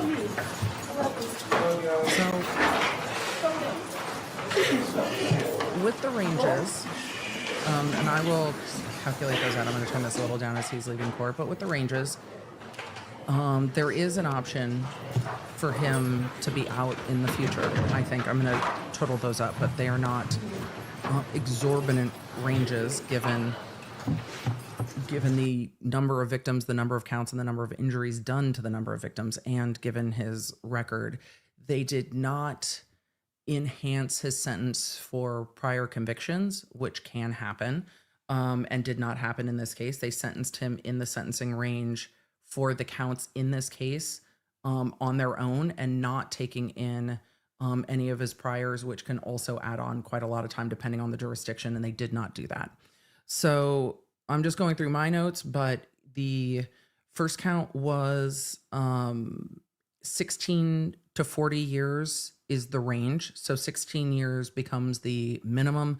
How much time he will serve on the 16 years will be up to the court, but it will generally be around 85%. He's getting credit for like 16 days. The thing that's difficult with that is he's serving 48 months on the prior case, so this will not start until the 48 months is over. So 48 months, then 16 to 40 years, but the 16 is the floor, and then that's concurrent to a number of other things, including count 2, which runs completely concurrent, but count 3 will be consecutive at 2 years.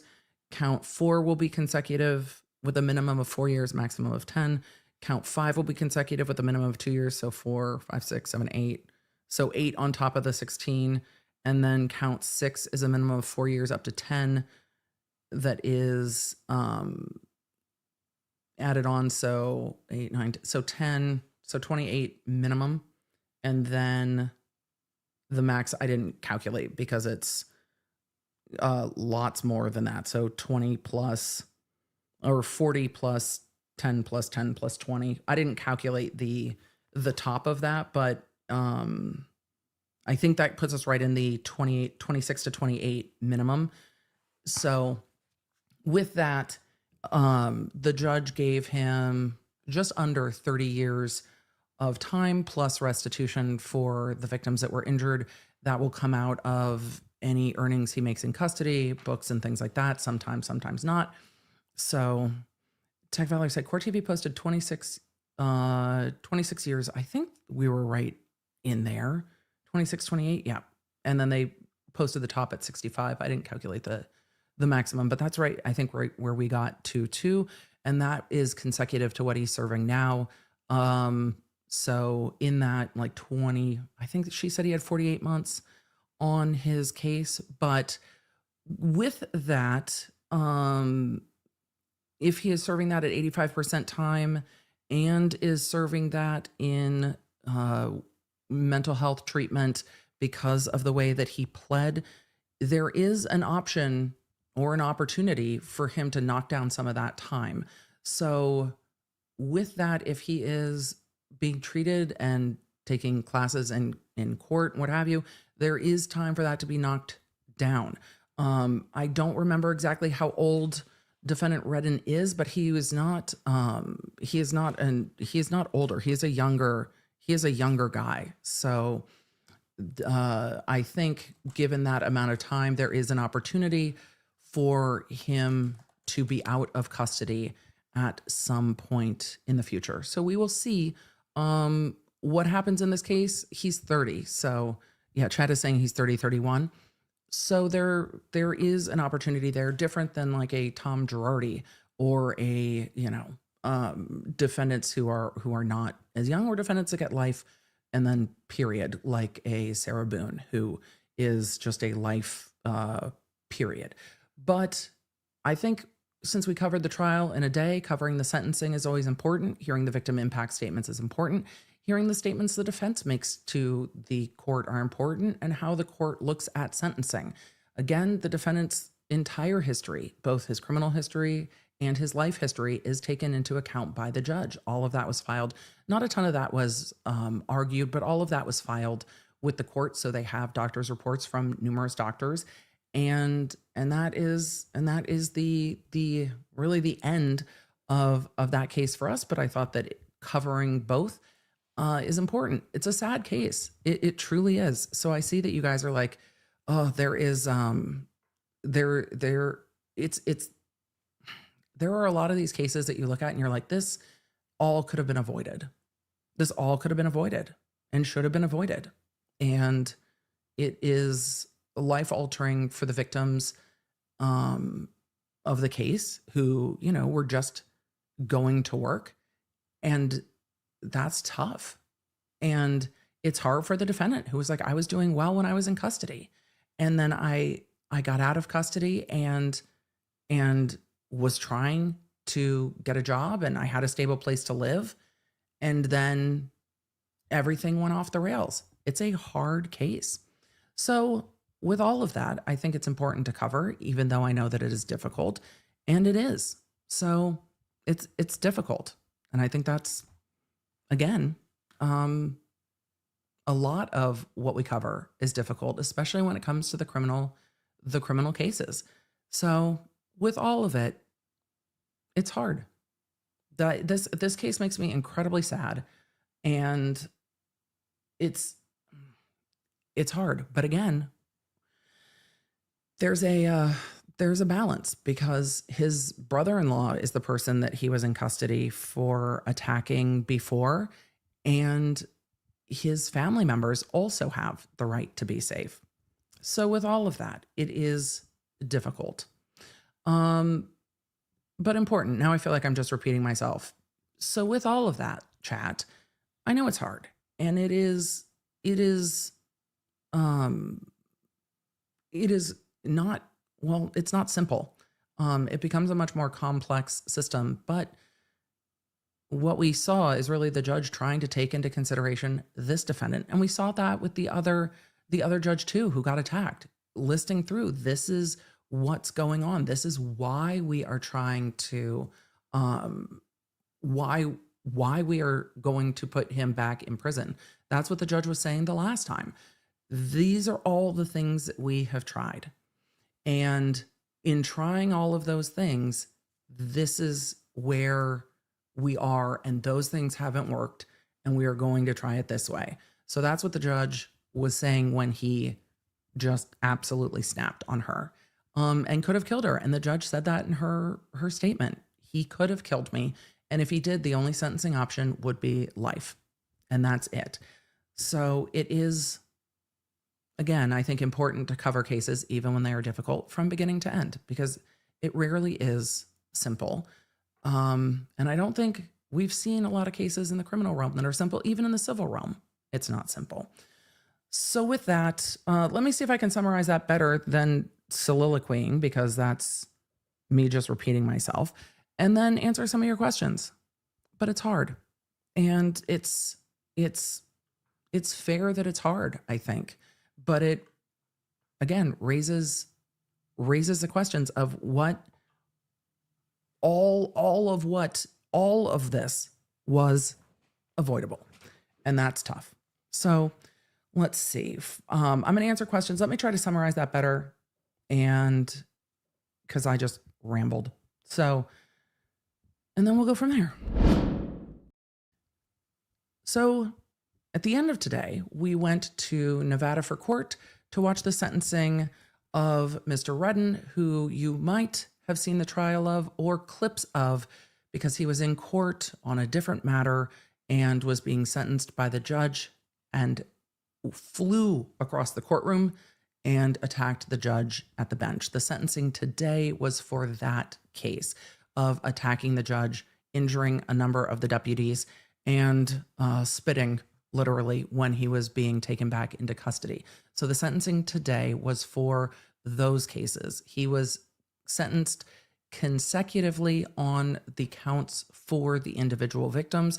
The prosecution read in a statement from the judge who was the victim in the case, who was not present in court, and the defense and the defendant both made statements to the court saying that he did not intend to harm the judge. He saw red, he snapped, and that's why he took a plea in the middle of trial of guilty but mentally ill. So that will impact where he is housed and the treatment he has access to, while he is sentenced, but the minimum on all of the cases together, or all of the counts together, is right in that 26-year range, the maximum being up to 65 years. But again, this is a ranged case, so there will be a range from the minimum that he must serve. It's likely that that will be at 85% time based on the fact that this was an attempted murder case. And then there was an age enhancement on that because the victim was over 60 years of age. So with regard to the Judge Jumper case, it's an incredibly sad case. And the victim impact statement was sad. The defendant's statement was sad. It's a tough case. And we will see what happens from here, but he pled in the middle of trial, so there's not going to be an appeal on this one. It will be him serving his time and then seeing how much of that minimum or more he ends up serving based on what happens in custody. And at the end of that, it is a case I think that impacted, as the judge said at sentencing, the entirety of the courthouse, and not just that courthouse, but the community of judicial officers. And the judge at sentencing said this was not just an attack on the victim, but an attack on the judges.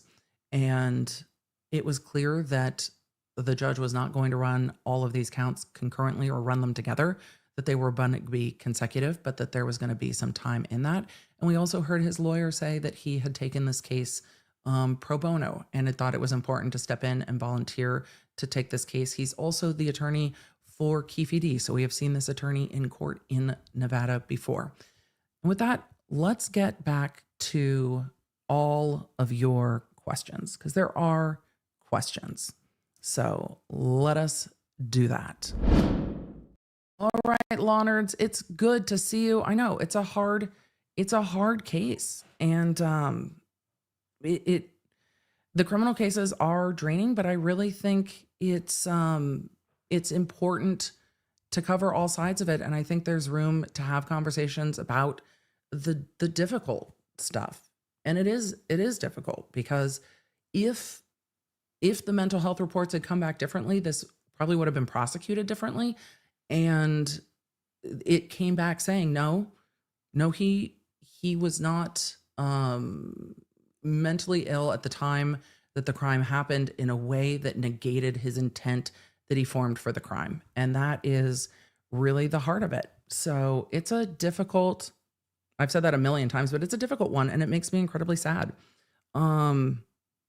Because you want people to get the treatment that they need. You want people to have access to the treatment that they need. And also people need to be safe as well. So there are definitely balances here that are hard. All right. And those balances need to be talked about, because they are indeed hard. And it's something that the criminal justice system day in and day out struggles with quite a lot. And the cases that we see on TV aren't often these cases. The reason this case is even being covered on video is because the courtroom video was so staggering. But it's, again, sad.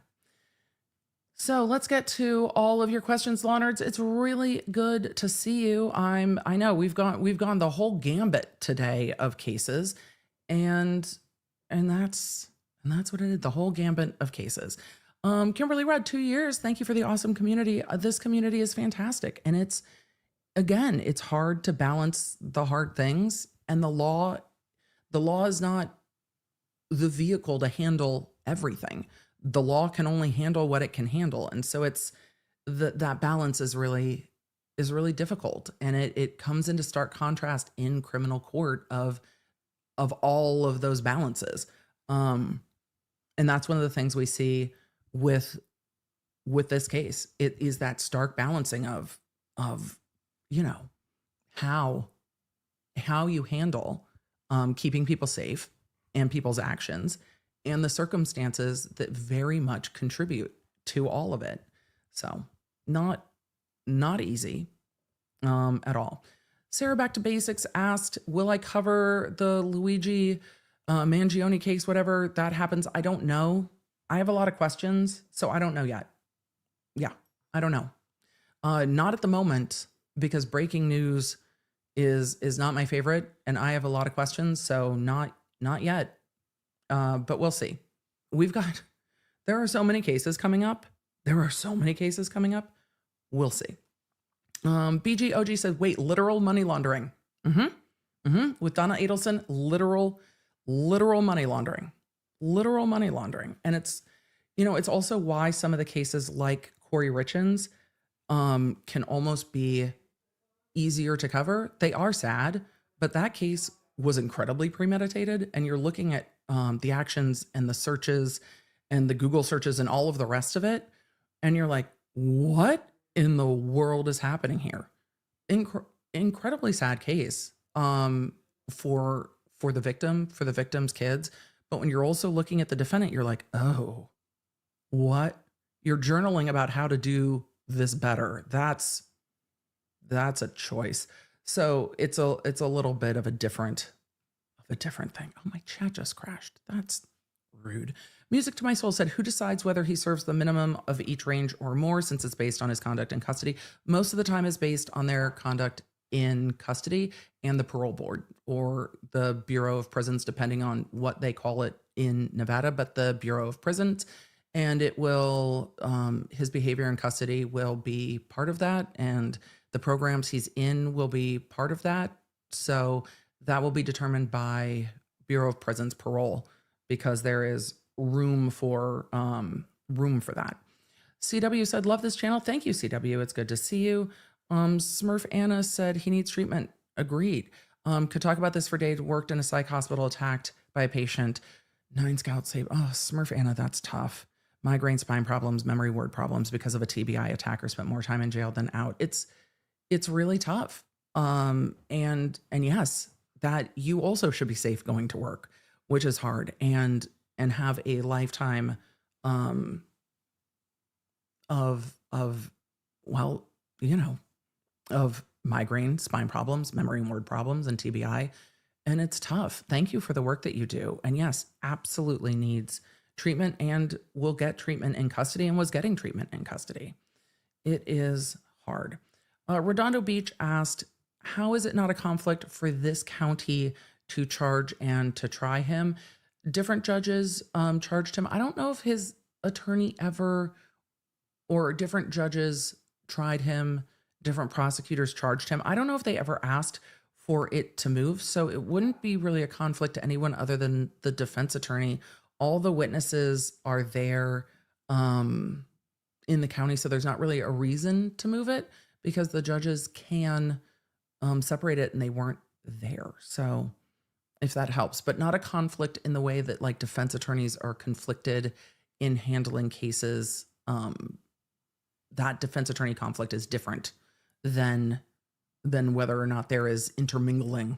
So your mom's new accountant said, yay, I made it to 41. Happy birthday. Happy to be spending my birthday with EDB. Sorry, it was a court day today. But yes, happy to have you spending your 41st birthday here. And I saw all the comments of the Lawnards saying yay and happy birthday. We had all the flights today. Stephanie said he should be punished. I mean, there's a balance to that. He will be punished and he will get treatment. So there will be both. Kelly Jane said conflict of interest was Charlie's backup plan. It's going to be interesting to see what happens there. It's going to be interesting to see what happens there on Charlie Adelson's appeal. It's hard to know how much I don't know how much Charlie knew. Here's the thing with Charlie, though. The attorneys should have known. That's on the attorneys. I don't know what Charlie knew, but that's on the attorneys. Wait, Donna really put the money in the washer. She could have done it in the sink. But the money was in fact washed. It could have been in the sink. I mean, she could have just hand washed it. But yeah, it was still damp is what the witness said, which is wild. Carly said, a whole year, happy to be here with the Lawnards. Carly, happy to have you here too. Light Queen said, just wanted to use this to send the mods some love. Lots of love to the mods. The way he's looking at the state attorney, Amy said, it didn't really particularly stand out to me. It looked like he was just looking at the state's attorney, like, what are you saying? Like, it was definitely not a Daryl Brooks level stare down to me. As I was watching it, it looked more like, what? Or why are you saying that? And I think the defendant, Redden, clarified that when he spoke, saying, she's saying I'm a bad person. And I don't think that's what the state was conveying. I think the state was conveying that there was a long history of interaction with the criminal justice system, including years in mental health court. But the defendant did not take it that way. Candida Kennedy said, hey, EDB, those dangly earrings. And my cat is now invested. Yeah, it does. I do see that happening with the feline paw nerds. Definitely like the earrings. I've seen more than a few pictures of cats up on screens trying to get to the earrings for sure. Witness said, put your money in the lingerie bag before putting it in the washer. That way it'll all stay together. But no, there was literal washing that happened. Which is wild to me. Jay Ford said, did the same judge in Donna's trial is the judge at the Charlie's trial? Yes, it is. So I saw a question about time. JJ with the dog said, is 85% calculated with the min or with the max? With the minimum, because the minimum that he has to serve, the 85% will come off of that before he is eligible, depending on how each jurisdiction does it. Again, jurisdictions may vary for sure, but it will be it'll be off of the minimum to be eligible. And then there will start being a conversation down the road about eligibility for release or for parole. So with Utah, we saw this in which case were we talking about this with a lot? With the 8-passenger case. And with Utah, it was just indeterminate, like with a maximum. And it was like, they'll decide. So we didn't even really get a sentence. It was like the prison will decide. It was like, wait, what? That wasn't even a range. But for those of you asking, how do the ranges get set? Those are set by the legislature. So those are statutorily set with those ranges in each state. And then there's a federal sentencing matrix that's set federally. Alley Cat said, I got purple hoodie as a surprise Christmas gift. Yay. Screamed over the Pokemon cards and the gavels. My BF was not amused. I never get merch, but I never want to take the hoodie off now. So comfy. You're welcome, Alley Cat. They are comfy. Don't worry. We are working on more merch, and the drop shoulder hoodies are definitely an oversized hoodie, and they are great. Casey Cat said, are you still planning on a calendar? We will keep stuff updated in the app probably after the new year, when I have a better idea of what trials are happening when. But whenever we do, it's going to be a guideline, not a promise, because my kids' calendars are dynamic. Valkyrie Hart said, are you being serious as to her literally washing dollar bills? Yes. Like, she dead ass put that shit in the washer like you do clothes. It could have been in the sink. It could have been in the dishwasher. But legit washed the money. And as Lyndon mentioned in the chat, the comment was that it was like kind of moldy, like it didn't dry.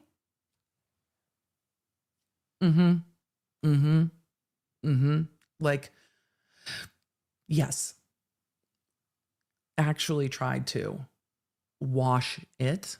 I don't know what she thought she was going to accomplish. I really want to know what her Google searches are. Like, girl, what are you Googling? Me calling Donna, who's in her 70s, girl, but still. What are you Googling? Because that's not how you launder money. That's not how money. Yes. Donna took launder literally. Again, I don't think Donna does laundry as a rule. Lyndon, I think you are probably right. But yeah, I don't. Yes, Donna should have watched Office Space. She would have learned that that's not how you launder money. Yes. But we're going to hear about it more in her trial. I don't know what's going on. I don't understand. But again, with most criminal cases, it's like, how did we get here? With the Adelsons, it's like, look, you don't like a potential court ruling in a custody case? Murder's not the solve. And also, these are your grandchildren. They should have their parents. What? That case, and it's not, sadly, it's not the only time that has happened in relation to custody. And the kids are the ones that get damaged. And then you get the money laundering trying to get away with it. It's wild. And then you've got the whole case is wild. And then you've got Wendy in the police interview being like, oh, my brother joked that it was just cheaper to hire a hitman. No, what? I mean, what? That's not what you say in the police interview after your ex has been murdered. What? So I saw a question about this particular hoodie. This is not the drop shoulder. This is not the oversized ones. So this one fits more true to size. The oversized ones are in fact oversized. And next drop, if we use that same hoodie, which I love, we will call them oversized. Crazy Cat Queen, you should have gotten a notice. We sent out emails. There were a few items that were coming back into stock. So there was a little bit of a delay, but that is getting caught up. So check your emails for sure. Donna's going to regret washing the money. Yes, she is. Yes, she is. Look, man, not above the law. Not above the law. So Tula said, oh gosh, I have laundered money. I gave a coin a bit of a polish up. I mean, I've left things in my pocket by accident, that's for sure. Lyndon said, Wendy apparently didn't even pretend to be surprised. Yeah, my family could have done that. Yes. It was my family could have done that. It was. Miriam said, EDB, will we see you on Blue Sky? I don't know. I really have been sticking to, I don't know. I'll tell you after the holidays. I really don't disperse myself around. I'm going to answer that question in a second. Social media, it's really been like Instagram and YouTube and the app. So I don't know. Maybe learning a new social media is like, I'm old, but maybe I went and saved my name on it. So maybe not. All the updates on cases that I would put on a text-based app like Threads or anything just end up on YouTube or on the app anyway. Sarah said, I'm wondering because of Jay-Z's involvement with Diddy, not saying Jay-Z was involved in Tupac. I know we're talking about Tupac, Diddy, and all the things. Tupac's family is definitely looking out for what other involvement Diddy might have had with Tupac. So we know that's happening, but we knew that was happening. We knew that was happening based on Keefe D's book, that there was allegations connecting Diddy to the murder of Tupac, because Keefe D has been saying that loudly and everywhere for a while. So that was much. So I'm not surprised that Tupac's family has gone looking into it on their own with the amount of rumblings. Music to My Soul said the merch delay didn't impact receiving the free gifts. No, we held them to match the orders that were made. So even though the orders didn't ship out, we held them to match the orders that were made. So no, it did not. You will get the free gifts. Do not worry. One day we will dive into all of the merch. But the Law Nerds loved the merch, and that is a good thing. So yes, everything is going to be shipping out. And check your email, because emails were sent out, so you should have a heads up that there had been a delay. And Sarah's like, look, Sarah's like, I got this. My order just shipped. Yes. Verity, thank you. Love your channel. Make law so fun. I try to make it fun when it can be, and I try to make it understandable even when it's hard. That is the goal, because it's not always easy to talk about what is at times when you wish what is wasn't. And so talking about what is, even when it's like, this is what is happening, I don't like what is happening. I don't like the circumstances surrounding what is happening, but this is what is. We have to have a conversation about this is what is. So with all of that, I'm going to swoop through our last ride, and then I've got to go make sure we've got everything for tomorrow's podcast. Don't worry. We will be chatting about all the things. Sarah, that's right. I forgot that Spyro represents Tupac's family because they hired Spyro. I completely forgot about that. Like, it was in the back of my mind yesterday, and I completely forgot about it when I was talking about stuff today. No, not a conflict at this point. Not a conflict at this point because there's no charges, and Tupac's family seemed to say, we've got questions about Diddy. So I don't know.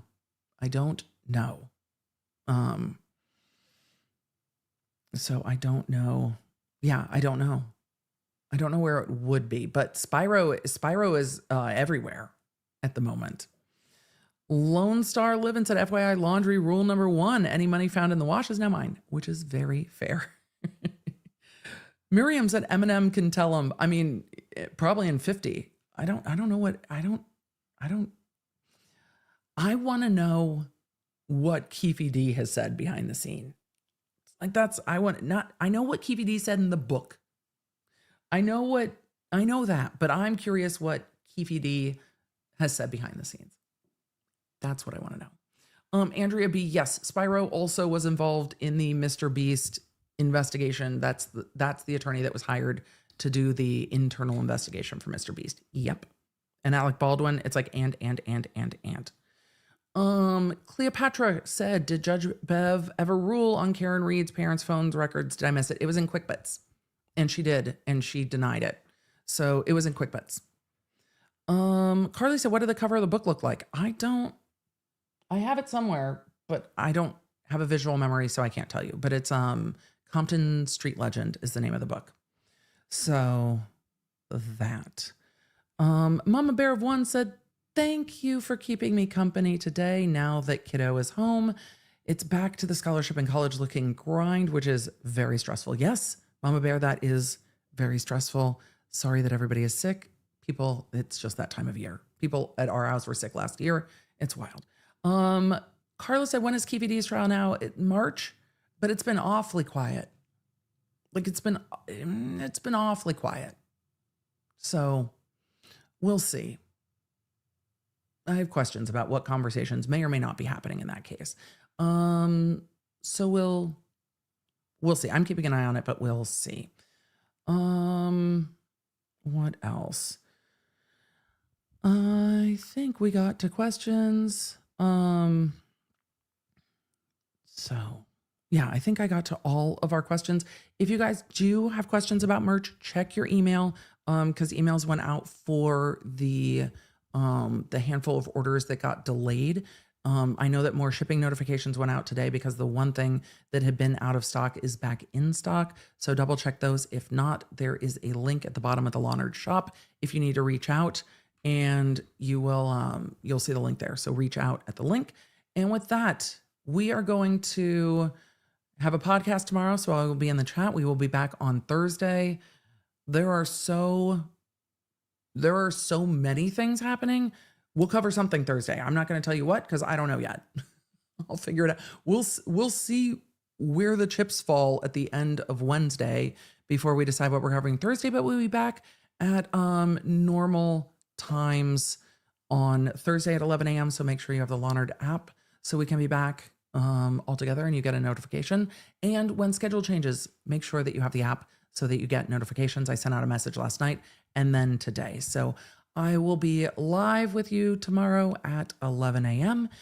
and then away we go. So with all of that, Jicky, if it's under the same email, it shouldn't have been ignored. So double check your emails, double check your spam. And if that name is under the same email, we should see it. But I know that there were responses sent out to everything that had come in. So make sure you check your emails and check your spam for anything with regard to the Lawnerd shop or from OneLive. So you should have a response in there somewhere. So with all of that, Lawnerds, thank you for being here. Thank you for being a Lawnerd. Cheers. Today went from a short court day to a longer court day, but I think it was an important one to cover, even though it's a hard one to cover. And with that, I think we are done for today. Lawnerds, that's enough work as As one of our favorite judges would say, I think we like them all. That's not true. We have a tier list, but as one of our favorite judges would say, that's enough work for this day. We've done enough work for this day. Law Nerds, I will see you later. Let's roll the outro and let's go. Cheers. You can stay up to date with everything I'm covering and fast notifications on our free iOS and Android app at lawnerdapp.com or search the App Store for Law Nerd. You can also follow me around social media, and don't forget to check out my podcast, The Emily Show, with quick bits dropping every Monday, summarizing everything I do here on the live streams on Tuesday and Thursday for when you just have time for the quick bits. Thanks for being a Law Nerd.